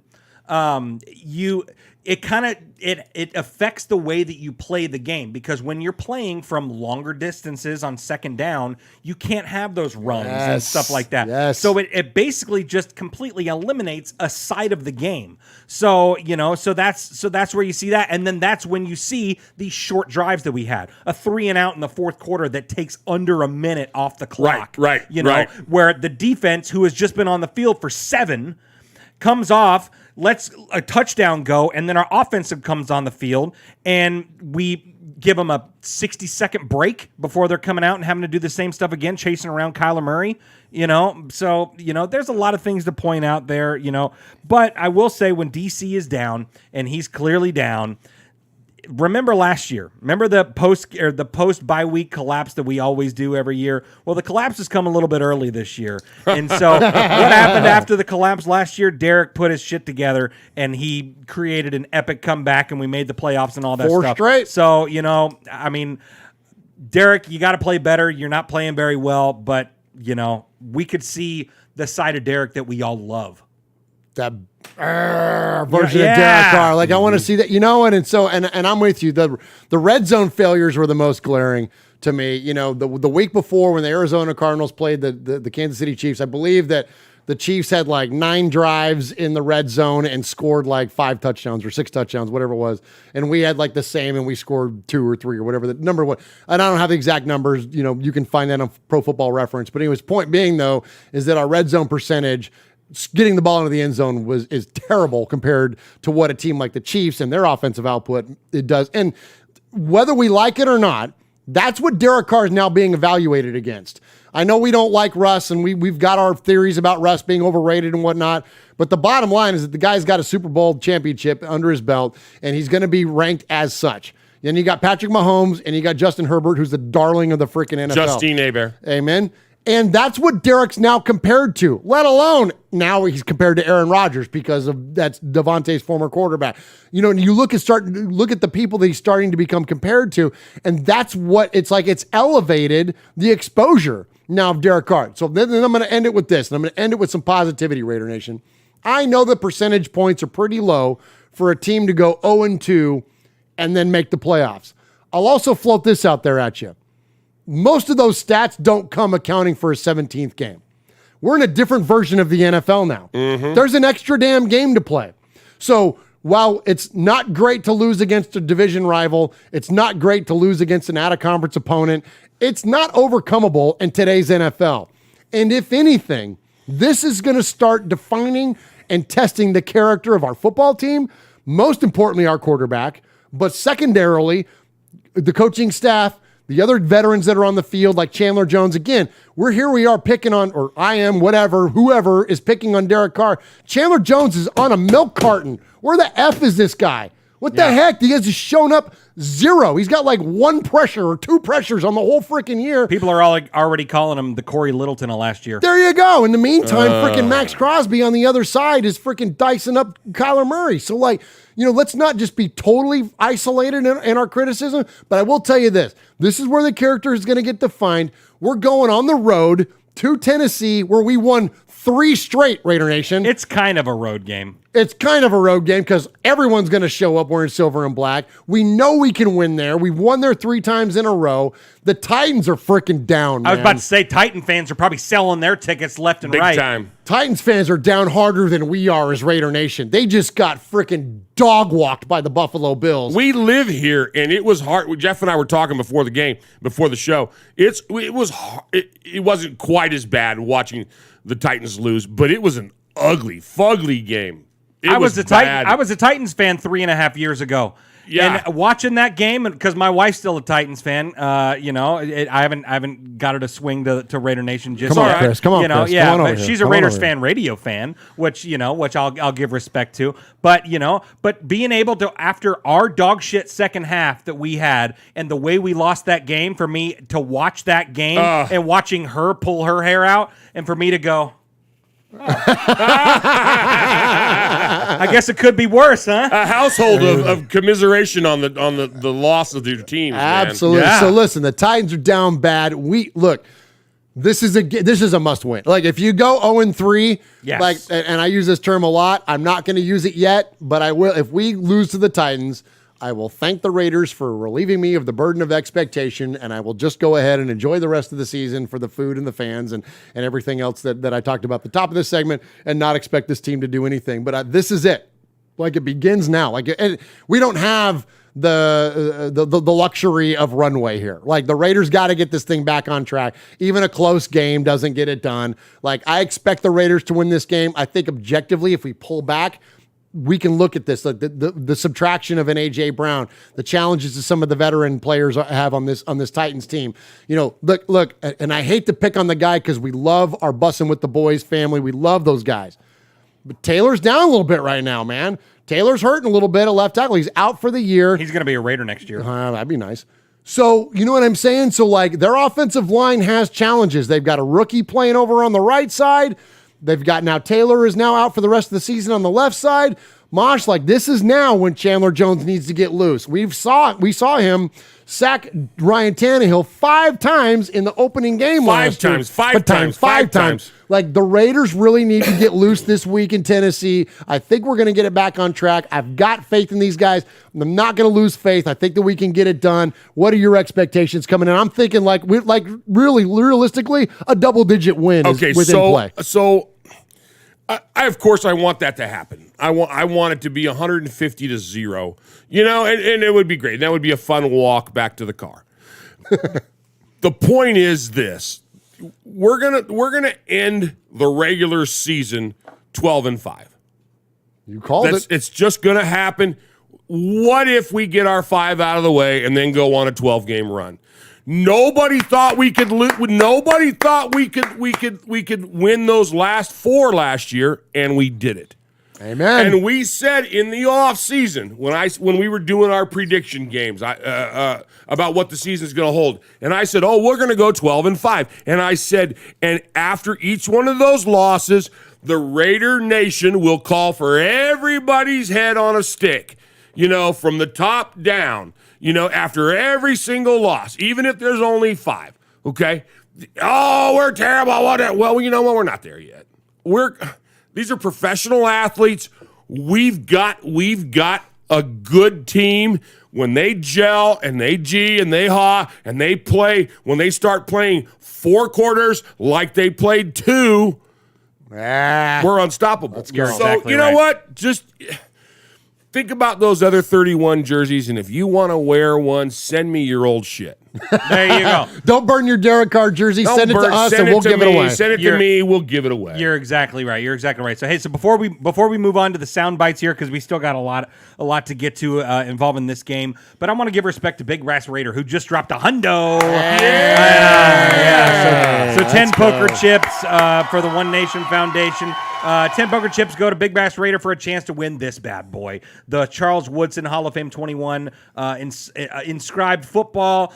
The big signature of this thing is badass. It's trick, man. So get in the mix, man. It's not too late. Absolutely. PSP Raiderette also dropped an $8 donation. She says, "My last dollars I splurged for my birthday tomorrow." There you go. And I got her $2 for her birthday gift. So she gets another poker chip. There we go. Yeah, Give there you PSP go. Raider another poker chip, and let's send her a shirt. Let's send her a Raiders Fan Radio shirt. PSP Raiderette, send us, email us, show@RaidersFanRadio.com or swag@RaidersFanRadio.com, whatever it is, and send us your T-shirt size and your address, and we will send you a shirt. Absolutely. There's going to be a bunch of people sending in their clothes when they go find, When they go find San Diego Fan Radio, they'll send us their stuff. We'll wash it and send it. And we'll just hope you and I'll just hope that it's the big boys. Yeah. All right, let's check in with some of the audio from the press game or press game. What do you call these things? Thank you. Yeah, I appreciate that. Let's check in with the post game. Let's first check in with our coach Josh McDaniels and what he says about learning and winning at the same time. We got to start learning and winning at the same time. That's important for us. But we'll be able to learn something from this as well. No question about it. But I thought overall we just didn't produce on early downs the way we did in the first half. We skipped a lot of third down situations in the first half. On the scoring drives and. We had a few third down and longs that we converted in the first half, but then in the second half, when you try to live like that, converting 3rd and 12, 3rd and 13, 3rd and 14, 3rd and 11, it's tough to do that on a consistent basis. So, we'll have to look at what we didn't do as well, in the second half specifically. But at the end of the day, we didn't produce much on early downs, and we found ourselves trying to convert a lot of third and longs. It's very easy to just get pissed off and want success immediately because of what the media has said all year long, all off season long. Rich Eisen calling for the Raiders to win the division, to go make a run and all that stuff. What's the other guy's name? Oh my God. He was Compton. Oh, Will Compton. Right. My buddy Murph. He's not just consistent, he's a man of his word.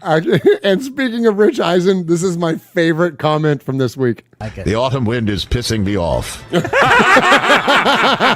Absolutely. You know what I mean, though? But like everyone talked, we were so freaking hyped. And, and maybe shame on us a little bit for buying into that so quickly. But, for goodness. No. I'm pushing back on that. Okay, well, push back. We were a freaking playoff team last year. Well, and we added Devontae Adams. We added Chandler Jones. We added one of the most brilliant offensive minds in football. We should expect this team to freaking win. I'm knocking shit over my desk. We should expect this team to win football games. We should expect this stuff.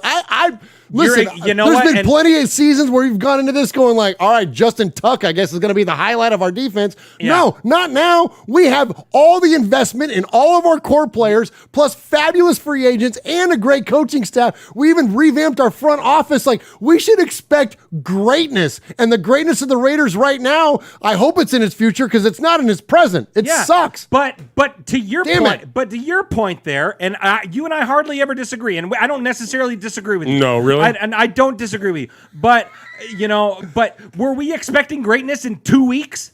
Yes! Why?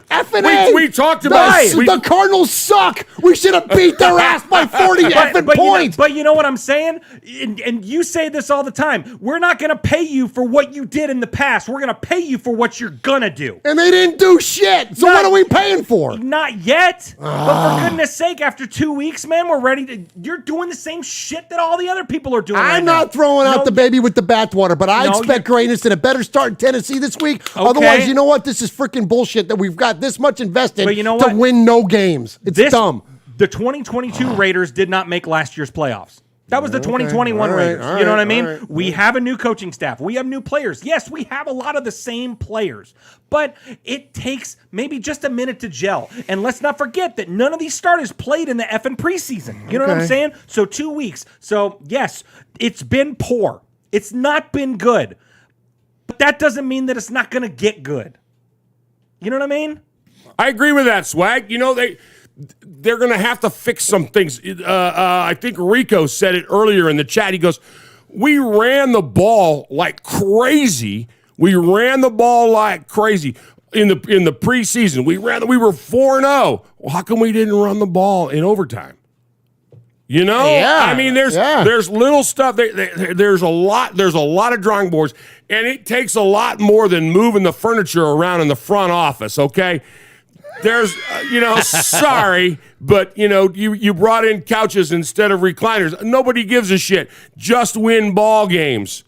We're gonna have to win some ball games. Otherwise, let me just throw this out there. Please do. I don't think Raider fans, and I'm not speaking about all of you because we can't do that because we're all different.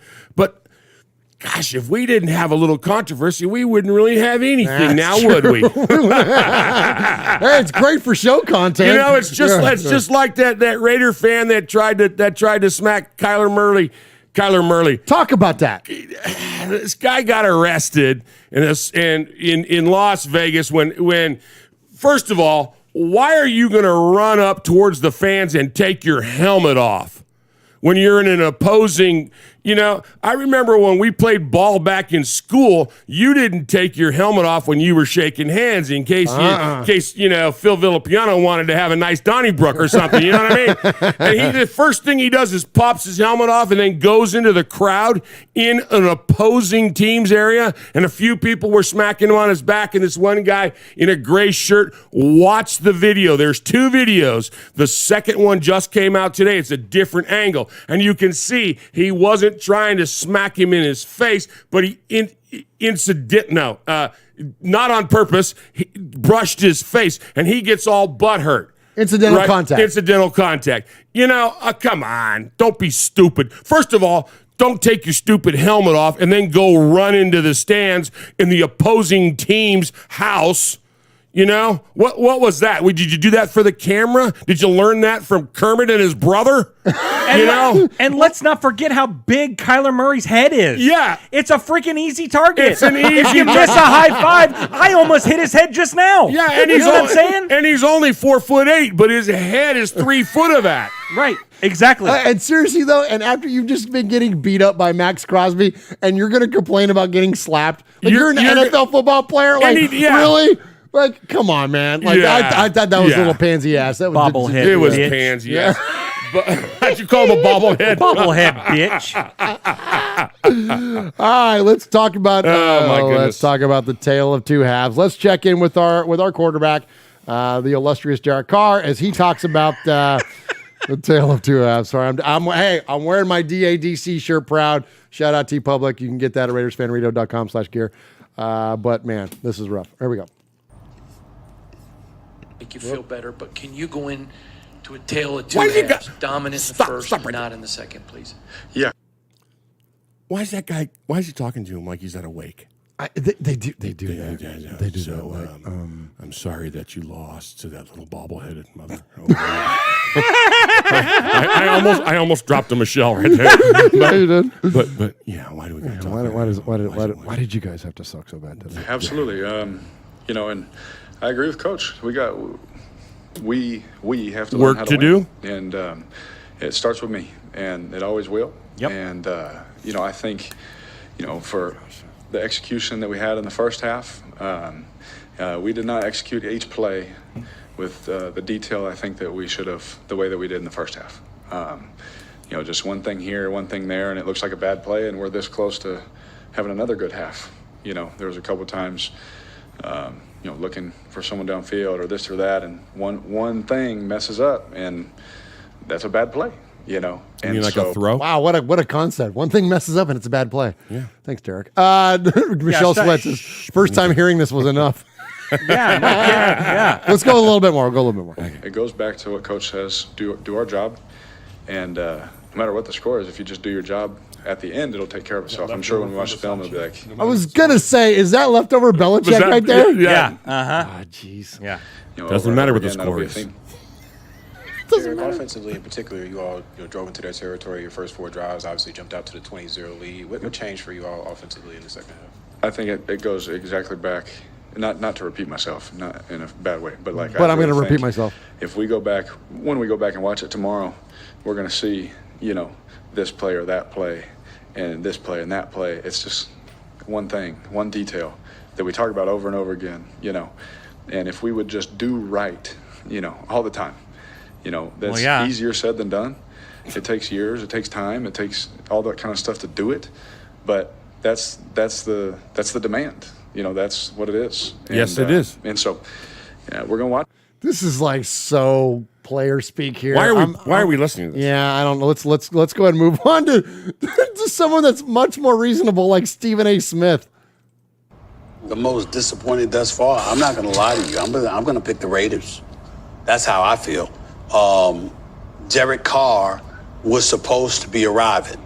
Josh McDaniel is there. He's an offensive mind that has been considered pretty close to brilliant with all of his years in New England. You got Devontae Adams there as an elite receiver. You still got Hunter Renfrow. You got Josh Jacobs coming out of the backfield. You got Waller as your tight end. The fact of the matter is, when you look at the Las Vegas Raiders, you expected more. Yeah. And for them to be 0-2 in last place, although I said at the beginning of the season they could easily end up in last place because that's how tough the AFC West is. The reality is that, yeah, you lost to the Chargers yesterday, but you were supposed to win that game against Arizona. And the fact that you couldn't stop the bleeding and Arizona came back on you, I'm looking at you with raised eyebrows. Expectations exist in Vegas for a reason. Just win, baby, no longer applies, evidently, because they ain't living up to former owner, God rest his soul, Al Davis. They ain't living up to it at all. They're finding ways to lose, and they better get their act together. Oh my gosh, like it's not often we feature Stephen A. Smith around here, but look at when he's talking truth, he's talking truth, Swag Jeff. Yeah, you're not kidding, man. And I don't want people in the chat, I don't want anyone listening to think that I was apologizing for Derek Carr earlier, because I'm totally You're a bootlicker, Jeff. Yeah, you know what I mean? But because a lot of this is on Derek. Sorry, Yes, I loved what you said. He may not be all of the problem, but he sure as hell isn't the solution right now.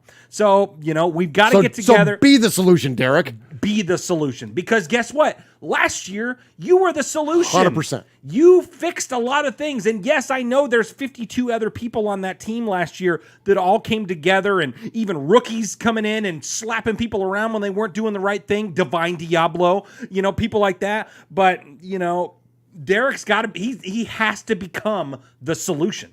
Absolutely. Great point there, Swag Jeff. And so speaking of that, we got a $20 donation. Speaking of Derek Carr and conversation on Derek Carr, I had one great conversation earlier today with cousin Sonny, who just dropped a $20 donation in there. Was that Sonny? Right yeah, on. that's Sonny. Hashtag HYB. Handle your business. Here's money to never listen to DC audio after a loss again. Mosh, I'm going to throw it to you after these comments, because we're going to go back to Stephen A. Smith. This is interesting, and this is kind of what the conversation I had with cousin Sonny earlier today was about the idea that, like, Derek, look, we character-wise, never to be questioned. Great man, great family man, great Christian man, great father. As a player, though, he can be, as this clip will tell us, he can be a little bit pedestrian.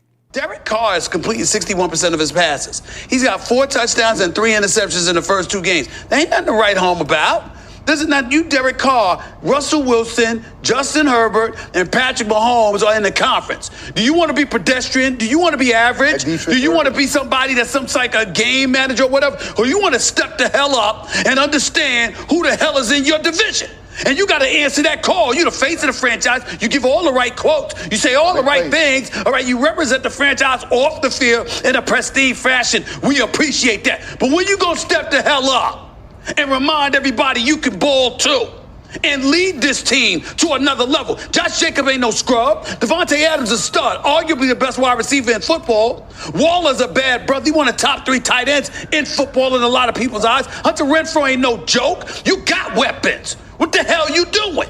Handle your business. Now, I understand you've been sacked 6 times, and I understand you being pressured and all of that, but you are in the AFC West. If you Derek Carr and you just trying to manage and get along, and it's like, yo, let me make sure I don't make mistakes. Let me be relatively pedestrian. Let me complete 61% of my passes. Let me damn near throw as many interceptions as touchdown passes. Guess what? Y'all ain't going nowhere but where you are. Last damn place. You gonna handle your business or not? This is about recognizing the division that you're in, the conference that you're in. You got Patrick Mahomes, Justin Herbert, Russell Wilson. You got Lamar Jackson. You got Josh Allen. Tua just put on a show. How many damn quarterbacks are we going to look at and they just flowing past Derek Carr? You in Vegas, baby. Handle it. Handle it. Mosh, the competition has gotten awful good in our division and in our conference. And I think that, again, Stephen A., not a guy we typically feature and love around here, but I think that's a fair point that, like, the Raiders don't have the luxury of time. In 17 games, you have a little bit of a luxury of time. Not saying that they're, as much as I don't like a lot of the talking heads, a lot of times they come up with some good stuff. Derek's got to step up, but Derek's isn't, and I'm going to go back to Derek's not the only one that has to step up. There's got to be, and just like what Swaggy said earlier, there was 53 of them that stepped up last year in that 4-game run that got us into the playoffs, okay? Derek has to step up. Yes, he's the quarterback. Yes, that's a leadership position. Yes, he's got to do what he has to do. Agreed. You're not going to get any argument from him or anybody else. But boys and girls, he's not going to change who he is and how he steps up. Yeah, he's got that R under there, but he's not going to be some, going through the locker room, busting doors, blah, blah, blah, all this crazy shit that they used to do. That's not him. He's going to step up in his way if he's got it in him. If he don't, we're going to move on. But I love that guy's passion, because I just like passion. Yeah. And I don't have to like him, but I like the passion. Sure. But we can't ask for something that's not going to be there.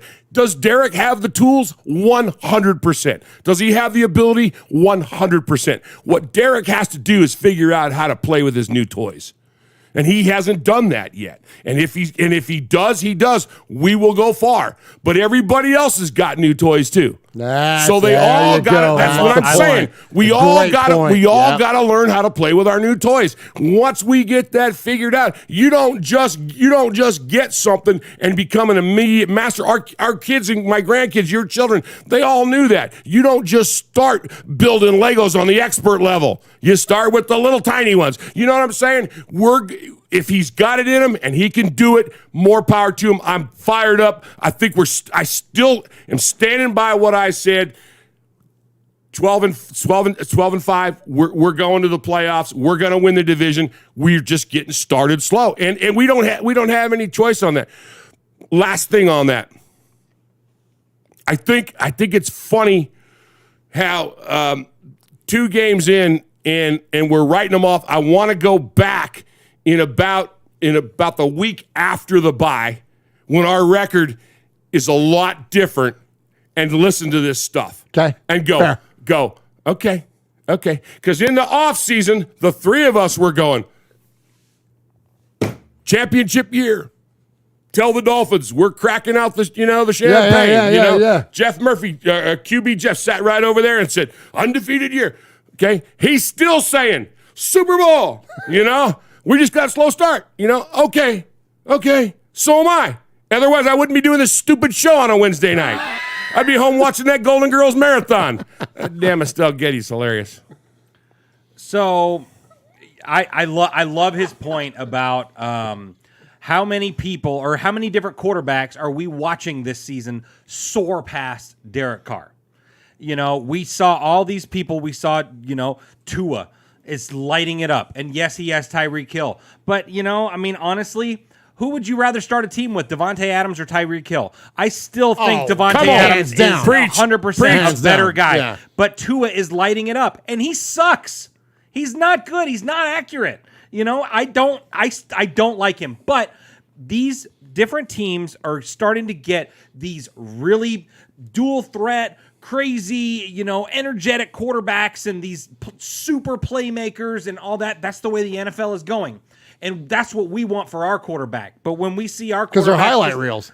Yeah, absolutely. Oh, well, and that's what you want, man. Of course that's Justin what you Herbert want. is a walking highlight Justine reel. Aber. You want that. You go from that to, folks like Lamar Jackson, Patrick Mahomes, Josh Allen. Josh Allen is the most fun football player. Thank you, yes. Josh Allen is the most fun football player maybe I've ever watched. He is so... He really is. He's a blast to watch. If you like watching football and like watching quarterback being played, that's the guy.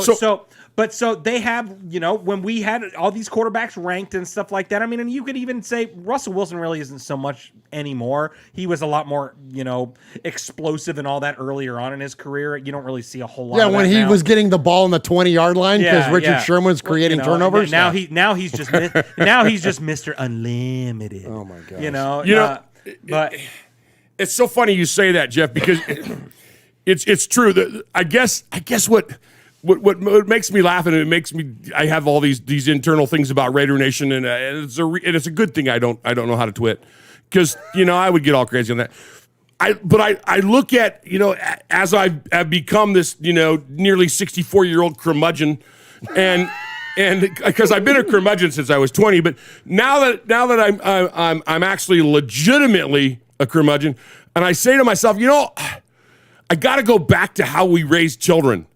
When you got a kid that screws up, or a nephew or a favorite student that screws up, you tell them, you take them aside, like two of the people in this room have been, and you go, jackass, I love you, but what you did, you shit the bed.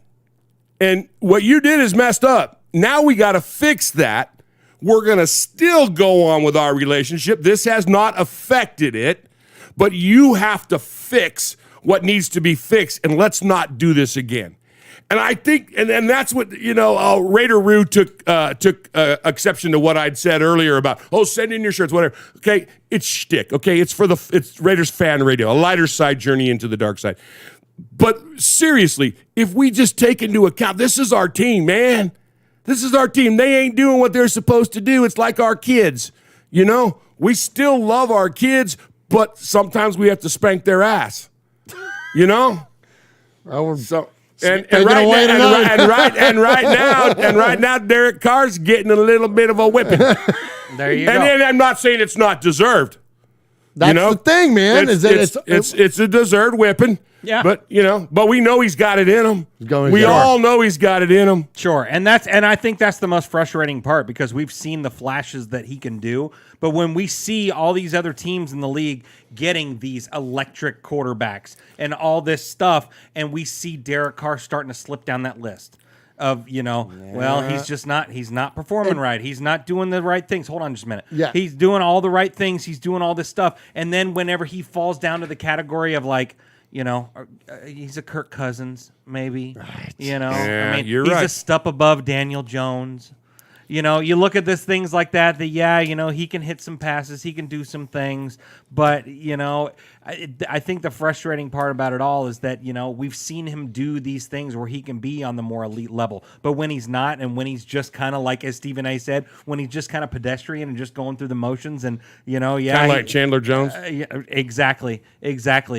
So when we see that side of Derek, it's very frustrating and it's very upsetting. And, all these years we've had all these excuses for Derek. Well, Derek, he's had a million coordinators in the last, however many years. Well, his defense has been dog shit. 2016 was the best. Oh, this and that. Oh, the devastation. But all these different things. And then now this past off season, we said, okay, we finally got everything. Checked all the boxes. We got him a great coach. We've got a defense that had a great, now we've got a good defensive coordinator, which is still in question. Let's not forget where he came from. The Giants. You know what I mean? So I'm still not sold on that guy. But we gave him all these pieces, and now and let's give you the best wide receiver in all of football, and the best slot receiver in all of football, and the best tight end in football, and all this stuff. And so what other excuses are there left to give? You're right. There's nothing left. I mean, what are we going to say now? Yes, we can give him a pass for the first couple weeks. He is still learning this offense, this new Josh McDaniels thing. Josh McDaniels needs to get his head out of his ass and start calling a better football game. But, the time for excuses are over. It's just over. It's time to produce. It's year 9, Jeff. It's year 9. We just gave you a massive extension because of what you did last year. You got us to the playoffs. You did all these things. Thank you for that. We appreciate it. Now what are you going to do for us? We're paying you all this money. So, it's time to work. It's time to go. It's time to go, dude. And the last thing I'll say on this, and then let's move on. We're going to jump those last audio bites and go ahead and hit into the sea of fans. We've kind of already talked about like what we think about is going to go on in Tennessee this week. I think that the part, and it's such a salient point that you make, Jeff, and you too, Mosh, is that it brings validation. We can be the Derek Carr apologist because we're going to protect him. We can be the Raiders apologist. We can be the coaching staff apologist. We can be the, whatever apologist because of whatever fraternity you align into, like Uncle Mosh being a coach, or whatever position you like, or whatever it may be. But when we see the results that we see, it validates the criticism, and that to me is the most challenging part in participating in this stuff on social media, doing the show, whatever. When you hear people take runs at Derek Carr, and then you want to defend him because you know he can do good things, and then he craps the bed, it validates those people's opinions. When people tell you that the Raiders suck and the Raiders are going to finish fourth in the division, and you say, heck no, they're not. They've got all these weapons. They've got all these things that we've done. The Raiders, there's no way we're going to only win 7 games. And then we come out of the gate 0-2. It validates those opinions. And that to me is one of the most challenging things is. And it's like, and so hopefully, let's end it on this. This is the week, boys. Let's effing go. Let's go. Turn the narrative like Uncle Mosh so perfectly put. Let's revisit these comments in 4 or 5 weeks. Let's start it off. We got to start somewhere, and let's start it off by beating the Titans' damn ass. Yep. Let's effing go. Absolutely. There he is, fading, looking. He's under the gun. He's tied, he throws. It is. He caught it.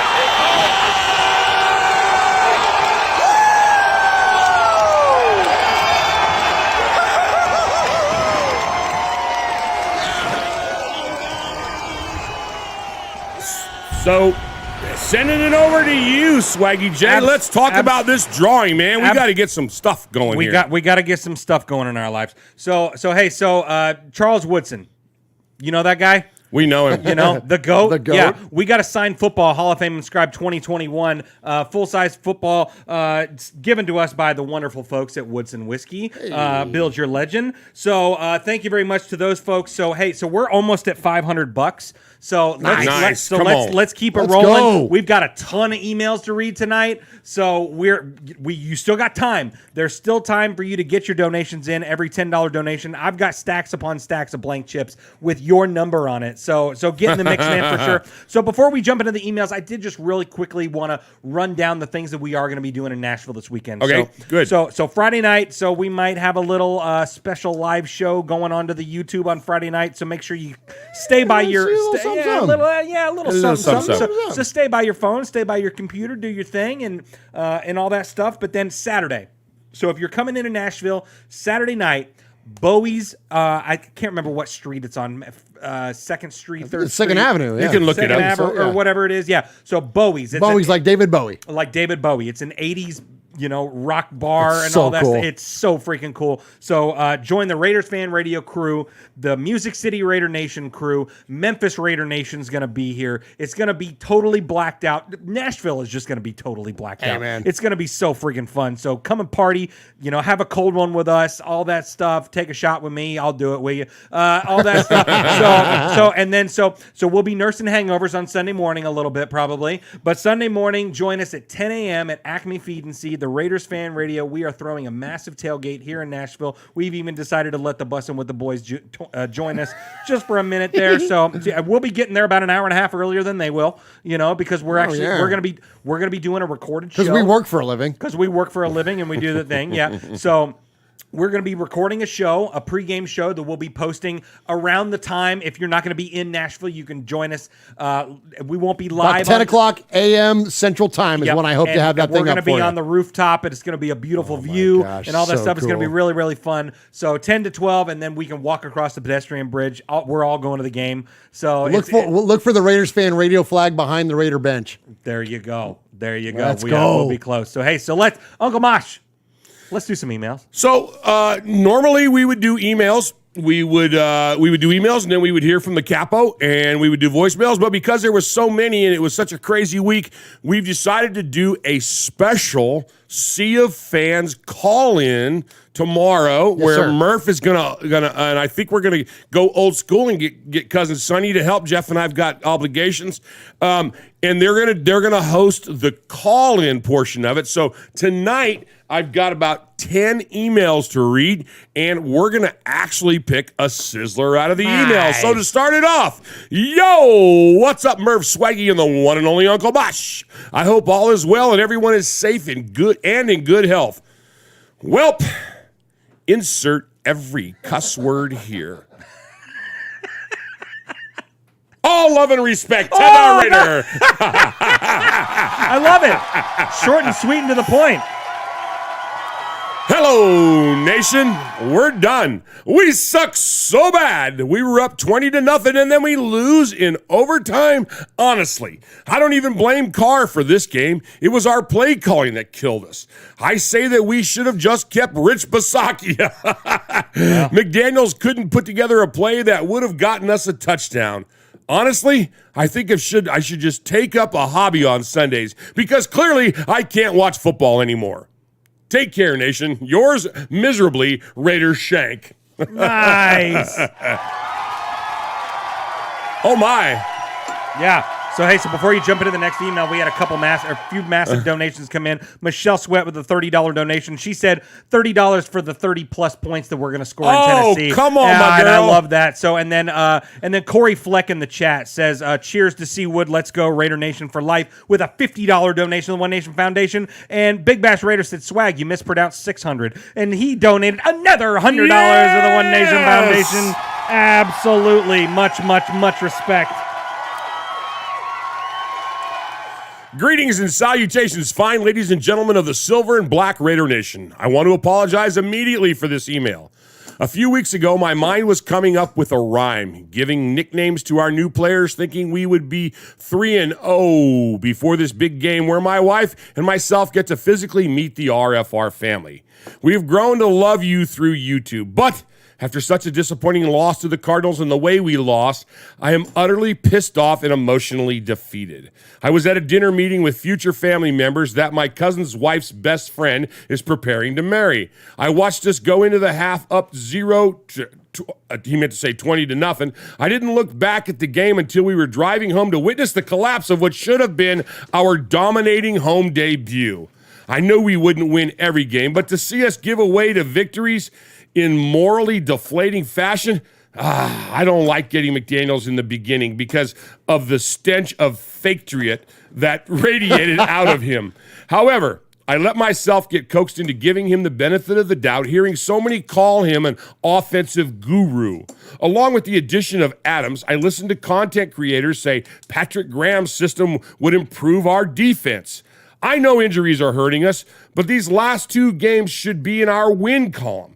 I would never start a mutiny on my team. I want to stay positive. But if we can't flip this around before the bye week with a winning record, I'm making a Q-Dog-like hit list that's going to be very self-destructive. Urging for a bunch of bums to take off my colors. Just needed to vent after the game. Hopefully, I'm a little better come Wednesday. Definitely by Friday. Maybe Uncle Mosh can show me what Domenico's sandwich is best for lifting spirits. All of them. Still hyped to meet everybody. The Rhyming Raider Roan, proud made man, co-winner of the 2022 Fanny Raider Couple of the Year Award, mile marker 50th recipient, and two-time winner of the Sizzler. Nice. Who was that, Mosh? Tyrone. Nice, Tyrone. nice. Tyrone Grace. Greetings to Murph, Uncle Mosh, Swag Jeff, and the entire RFR family. Though I'm a first-time writer and off and on listener since 2018, I have the 2018 ATL shirt on. Oh, you sure do. Sure nice. did. That was sent by your buddy Raider Kevin. Raider Kevin. Kevin the Raider Nerd. Kevin the Raider Nerd. I went old school. He commented on it earlier. I love the show and the passion that the fans of the nation. Me too. Good, bad, or indifferent. I love the passion. It's the White Stallion Raider here, and I come to you from the region of eastern Idaho, a place known for below freezing temperatures, which is almost as cold as the Raiders' offensive in the second half of the Cardinals game. Before I criticize the team, I feel like I need to say that there is no other team or fans that I would rather ride or die with, even though I feel like it's more die in the past 2 weeks. The Raiders have been playing less than desired. After coming off a close and sloppy loss to our division rival Chargers, we then forget to play a full game against the Arizona Cardinals. I know this is a cliche, but this is a classic tale of two halves kind of a football game. The first half had our defense pitching a shutout and Derek Carr looking like he would throw for one of those legendary 400-yard and 4-touchdown games. I thought we were on our way to an easy win in a much-needed tune-up game. So did I. So did you. So did you. So did we all. So there I am, watching the second half and sitting on my couch enjoying my 7-pepper seasoned boneless chicken wings. Ooh, that might have got him the Sizzler right there. While occasionally sipping on my cherry vanilla Coke. Life was good and nothing could possibly go wrong. So I thought. Suddenly, our offense forgot how to play football. So they stalled drive after stalled drive with the crowning achievement of this ineptitude being a 3-play, 24-second drive in which we punted the ball back to the Cardinals from deep within our own territory. Our gassed defense then gives up a touchdown, followed up by a 2-point conversion. And didn't that 2-point conversion get sent back 5 yards? Yeah, that was the play where he ran around for like 18 seconds or whatever. Yeah. When Max actually had a hold of him at one point. Yeah, he about sacked him. Yeah. Oh, my gosh. It's crazy.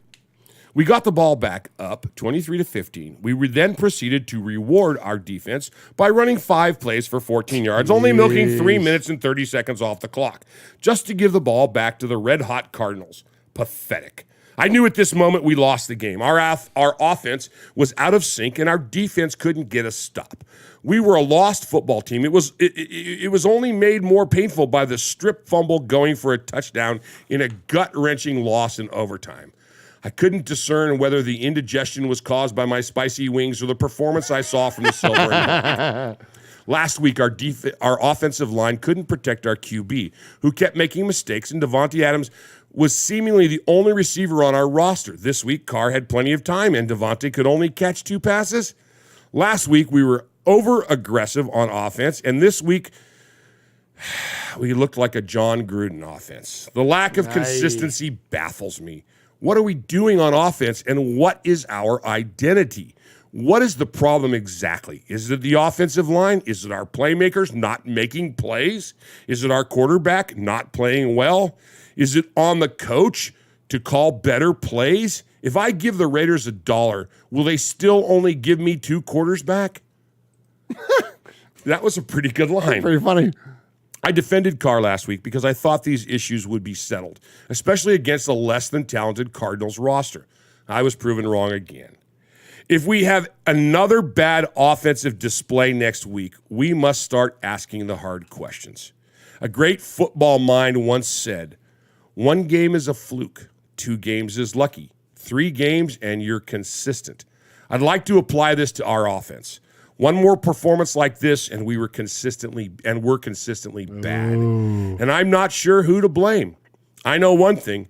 It'll keep getting more difficult to defend anyone on this offense if we keep having poor performances week after week. Hopefully this team can prove me wrong this week against the Titans.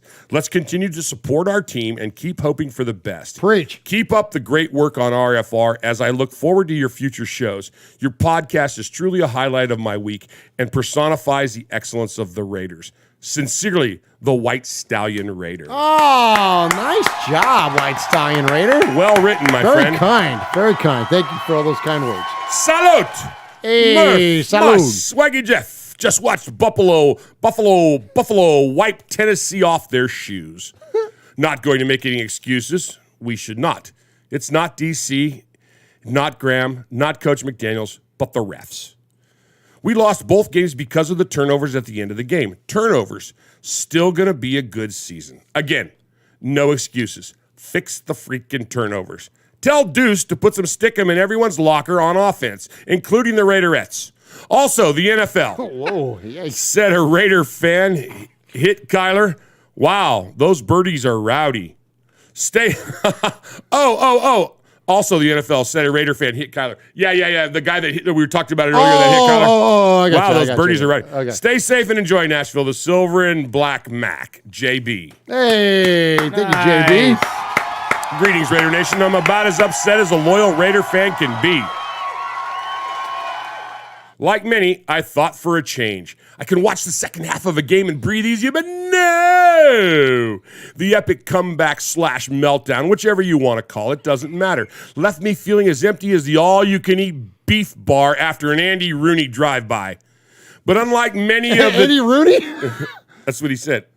Oh, shoot. Andy Reid. Like Andy Rooney. Andy Rooney's been dead for like 25 years. And now the rest of the story. That was Paul Harvey. That's what I meant. Who's Andy Rooney? Andy Rooney was on 60 Minutes. Yeah, that guy. He used to always do the end little caps, kind of like a Paul Harvey. Yeah, like a Paul Harvey. Okay, I really said Andy Rooney, didn't I? That was funny. Sorry for all my Andy Rooney lovers out there. Man, I really botched that. That was a great line. Andy Rooney fan radio. I was wondering why the hell you two were looking at me. Like Andy Rooney. I wanted to have Andy Rooney's shirt. All your people. There you go, yeah. Andy Rooney was a huge Raiders fan. Who was that other guy I liked, Hosh? Who was Morley Safer? No. Who was that country guy that I was going to get the not Wilfred Brimley, but that other guy? Remember the I was going to Warren Green? I don't know. You and I laughed about it for about 10 years. Oh, Keenan Wynn. No, it wasn't it. Anyway, but unlike many... No, you loved Keenan Wynn.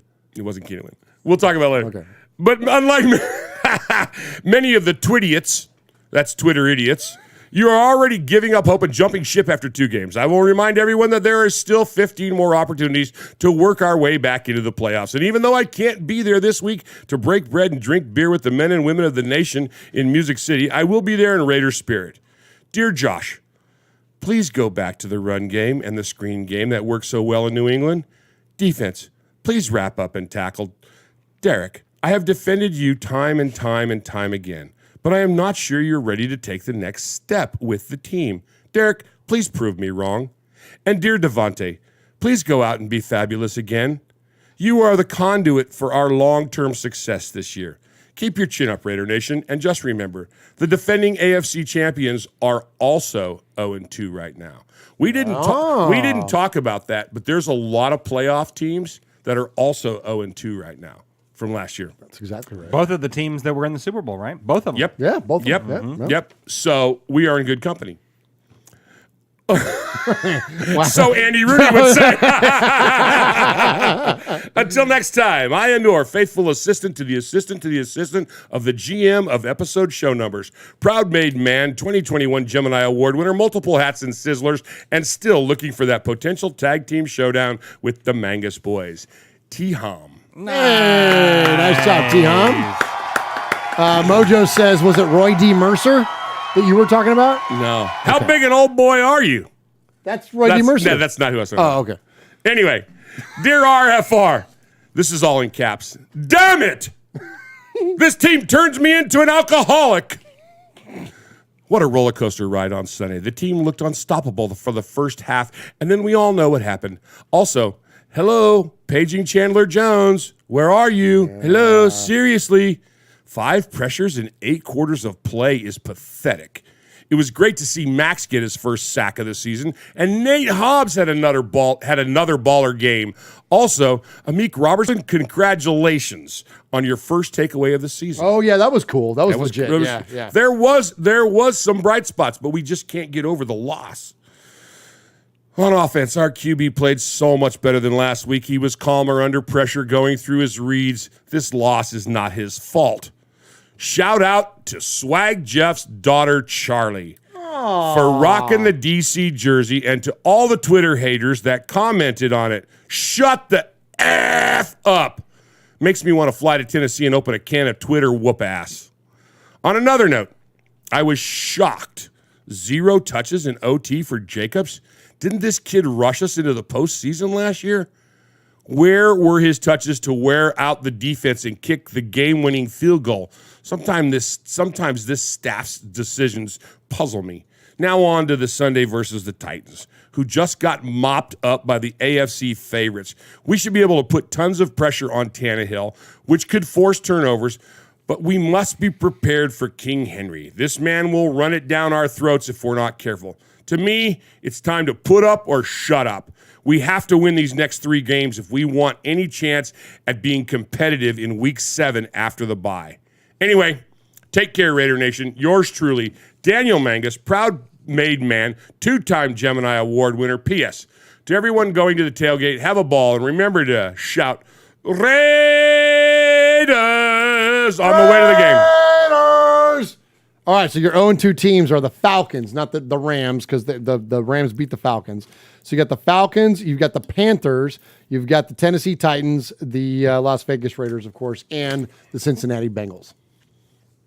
Hello, RFR family. There is just one word to describe last week's loss.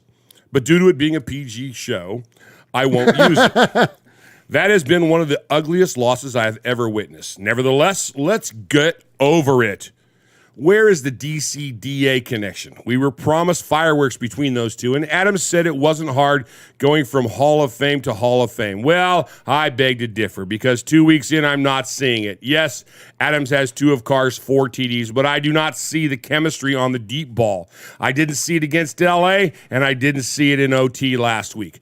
Carr hits that throw, and maybe we're talking victory instead of defeat. Where, oh where, is Chandler Jones? We paid this man very handsomely for him to disappear on the right side of our defensive line. Max is out here balling, earning every penny of his $98 million. I don't know what Jones is doing, but whatever it is, it ain't helping us. Number 3, run the damn ball. Hey, McDaniels, they're taking away Adams and covering our wide receivers. What do? You run the damn ball.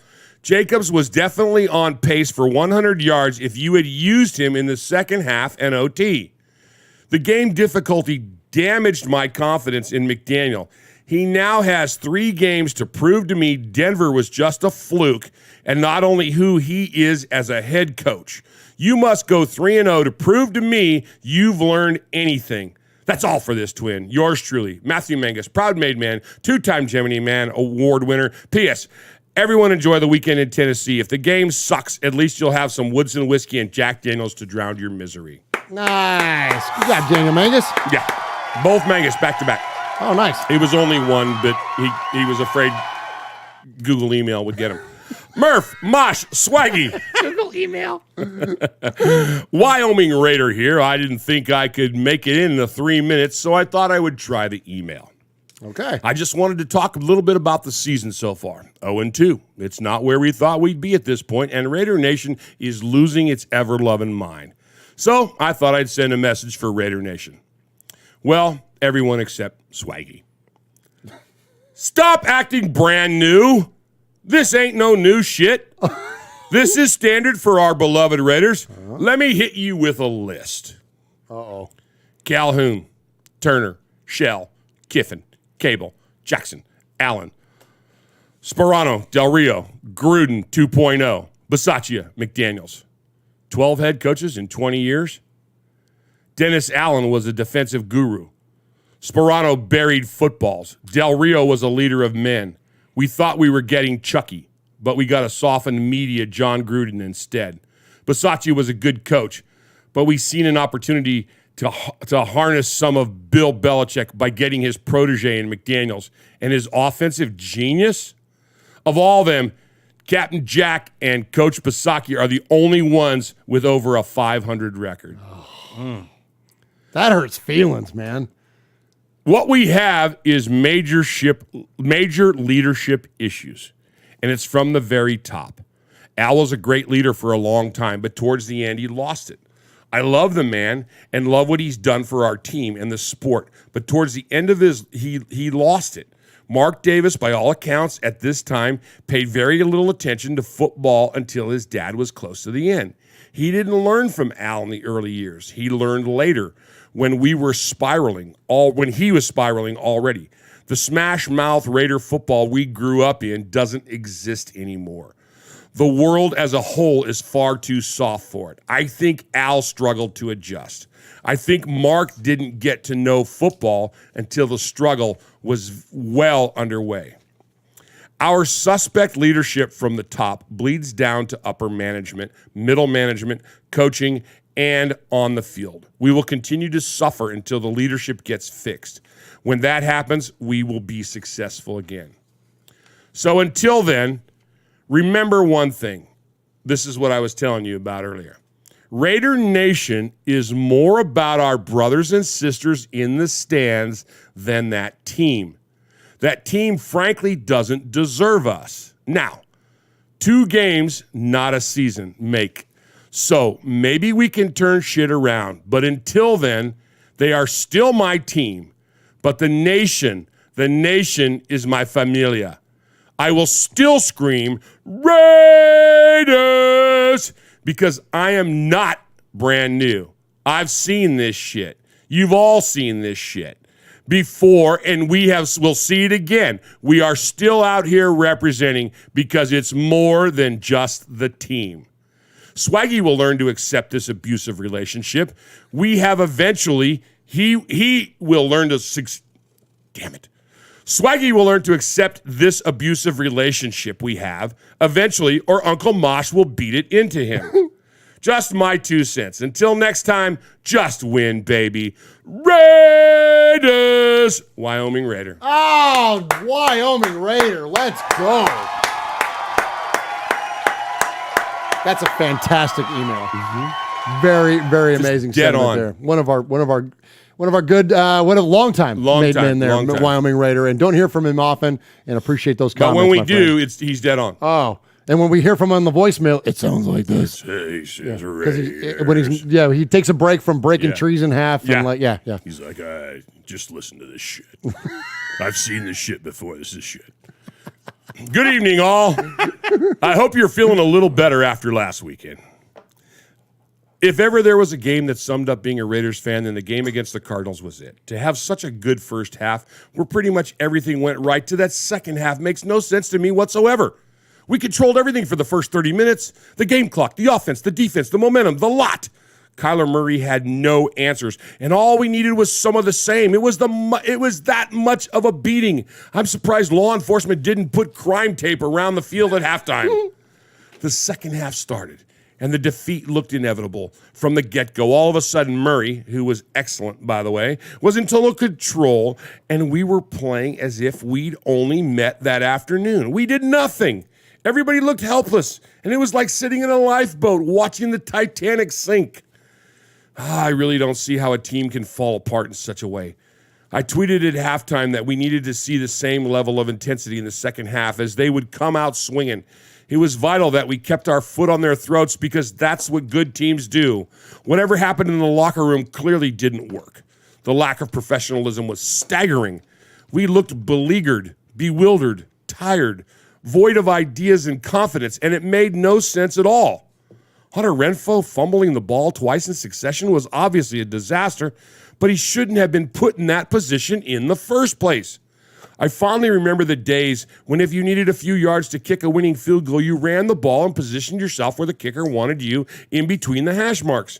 McDaniel said after the game, "We're still learning." Well, it doesn't take a physics degree to know you run the ball in that situation, dumbass. Questions that need answering. Why did we stop running the ball? Why, when we needed to control the clock late on, did we go 3 and out for 24 seconds? Why was there no attempt at all to adjust to what they were doing? What or who was the cause of the dramatic fall away from the first half performance? What identity are we trying to build?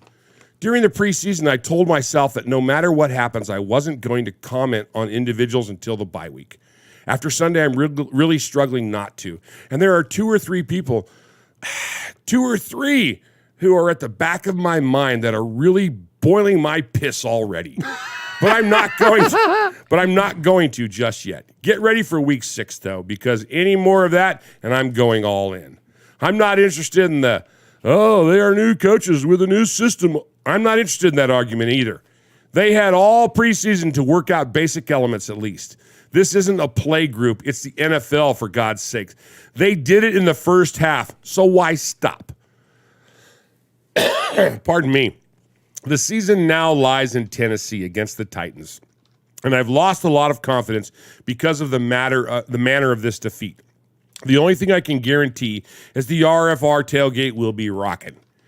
During the build-up to last Sunday's game, I kept seeing and reading where 0-2 was unthinkable and the season would be irretrievable with a loss. I didn't quite agree at that time, but if we lose to the Titans and fall to 0-3, I'd say it's pretty accurate. Step up, people. You know who you are.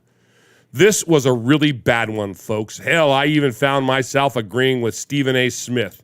But remember, it only hurts like this because we love them. The Raiders are in our DNA, so we have to keep riding the roller coaster. Stay safe, RFR family.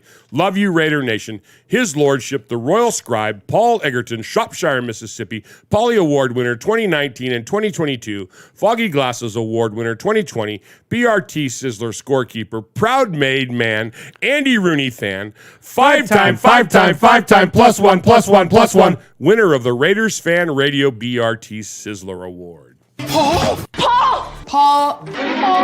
Paul! Paul! Paul! Paul! Paul! Paul! Paul! Paul! Paul!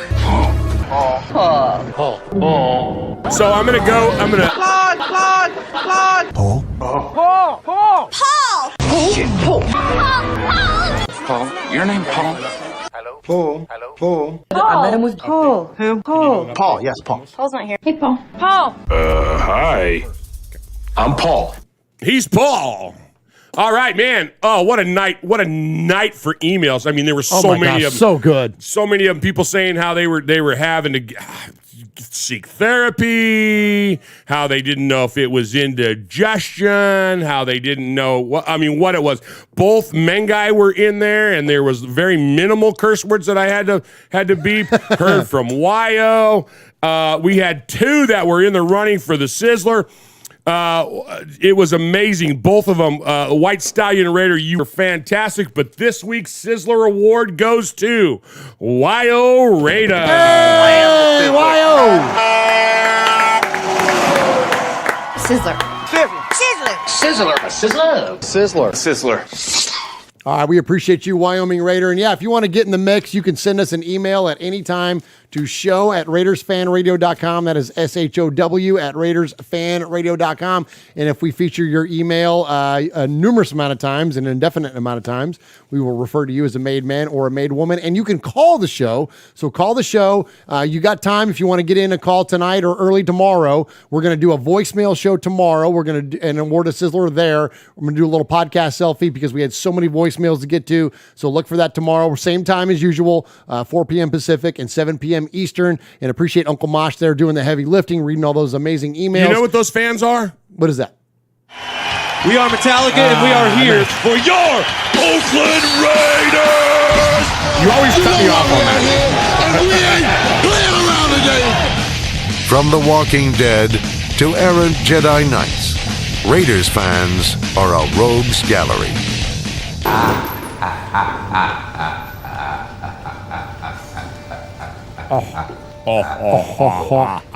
Good night, Rico.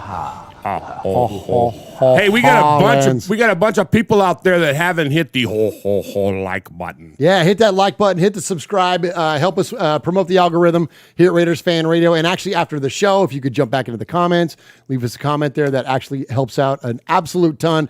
And so that's the way you can promote and help the show indirectly in terms of. But if you want to contribute monetarily and contribute directly to the show via super chat or otherwise, we're giving away a fabulous prize tonight. And Swag Jeff, you got an update for us, and we're getting ready to give this thing away. We hit some big numbers here at the end. Absolutely. Oh, what the hell are you doing What here? are you doing, Swaggy? Why you got to boo everybody giving us money, Jeff? Sorry, I didn't mean to hit that button. I had to move my iPad so I could get to all these poker chips.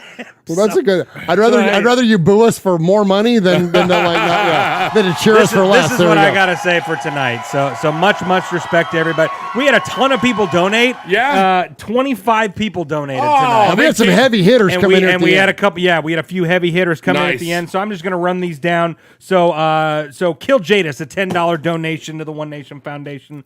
Tyrone Graves, $10 donation. Wyoming Raider, $20 donation. Tider Raider, a $10 donation. Aaron the Q-Dog Raider, a $40 donation. Let's see, Raider Roo, a $30 donation. Trinidad, a $20 donation. Foxy Scorpio, $10. Duke City Raider, $10. Nice. Kevin the Raider Nerd, $20. Thanks, Kev. Schmucky the Raider Bear, $40 donation. Hey, Schmucko. Yeah, Ebony Graves, a $20 donation. Pineapple, a $20 donation. PSP Raiderette, a $20 donation. John Ogle, $10 donation. Raider Ramon, $20 donation. Oh, Ramon. Dave Afalter, a $10 donation. Thank you, Dave. Yeah, B. Craig, a $10 donation. Mojo, a $20 donation. Come on, Mojo.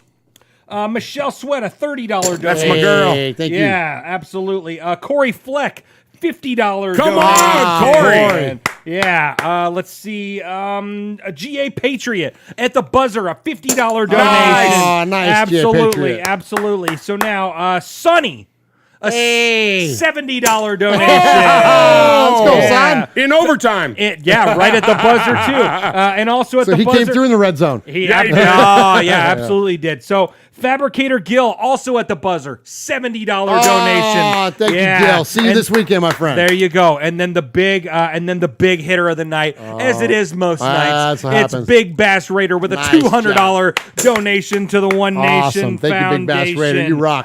Yes, thank you very, very much. Before we do the drawing, I will tell you, we raised $820 tonight. Hey! Let's go. Let's go. So, hey, so again, much respect to Woodson Whiskey for making this possible tonight, sending us this football, all going to the One Nation Foundation. And thanks to you guys, Raider Nation, $820. So, Nice. hey, That let's is give this thing amazing. away. So, That go is ahead and crank it over to Uncle Mosh's cam, and I'll shake this thing up, and we'll pick a winner. Slide on over there, Swaggo. Man, that is crazy. You want me to hold that while you shake it up? Yeah. That is crazy, Swaggo.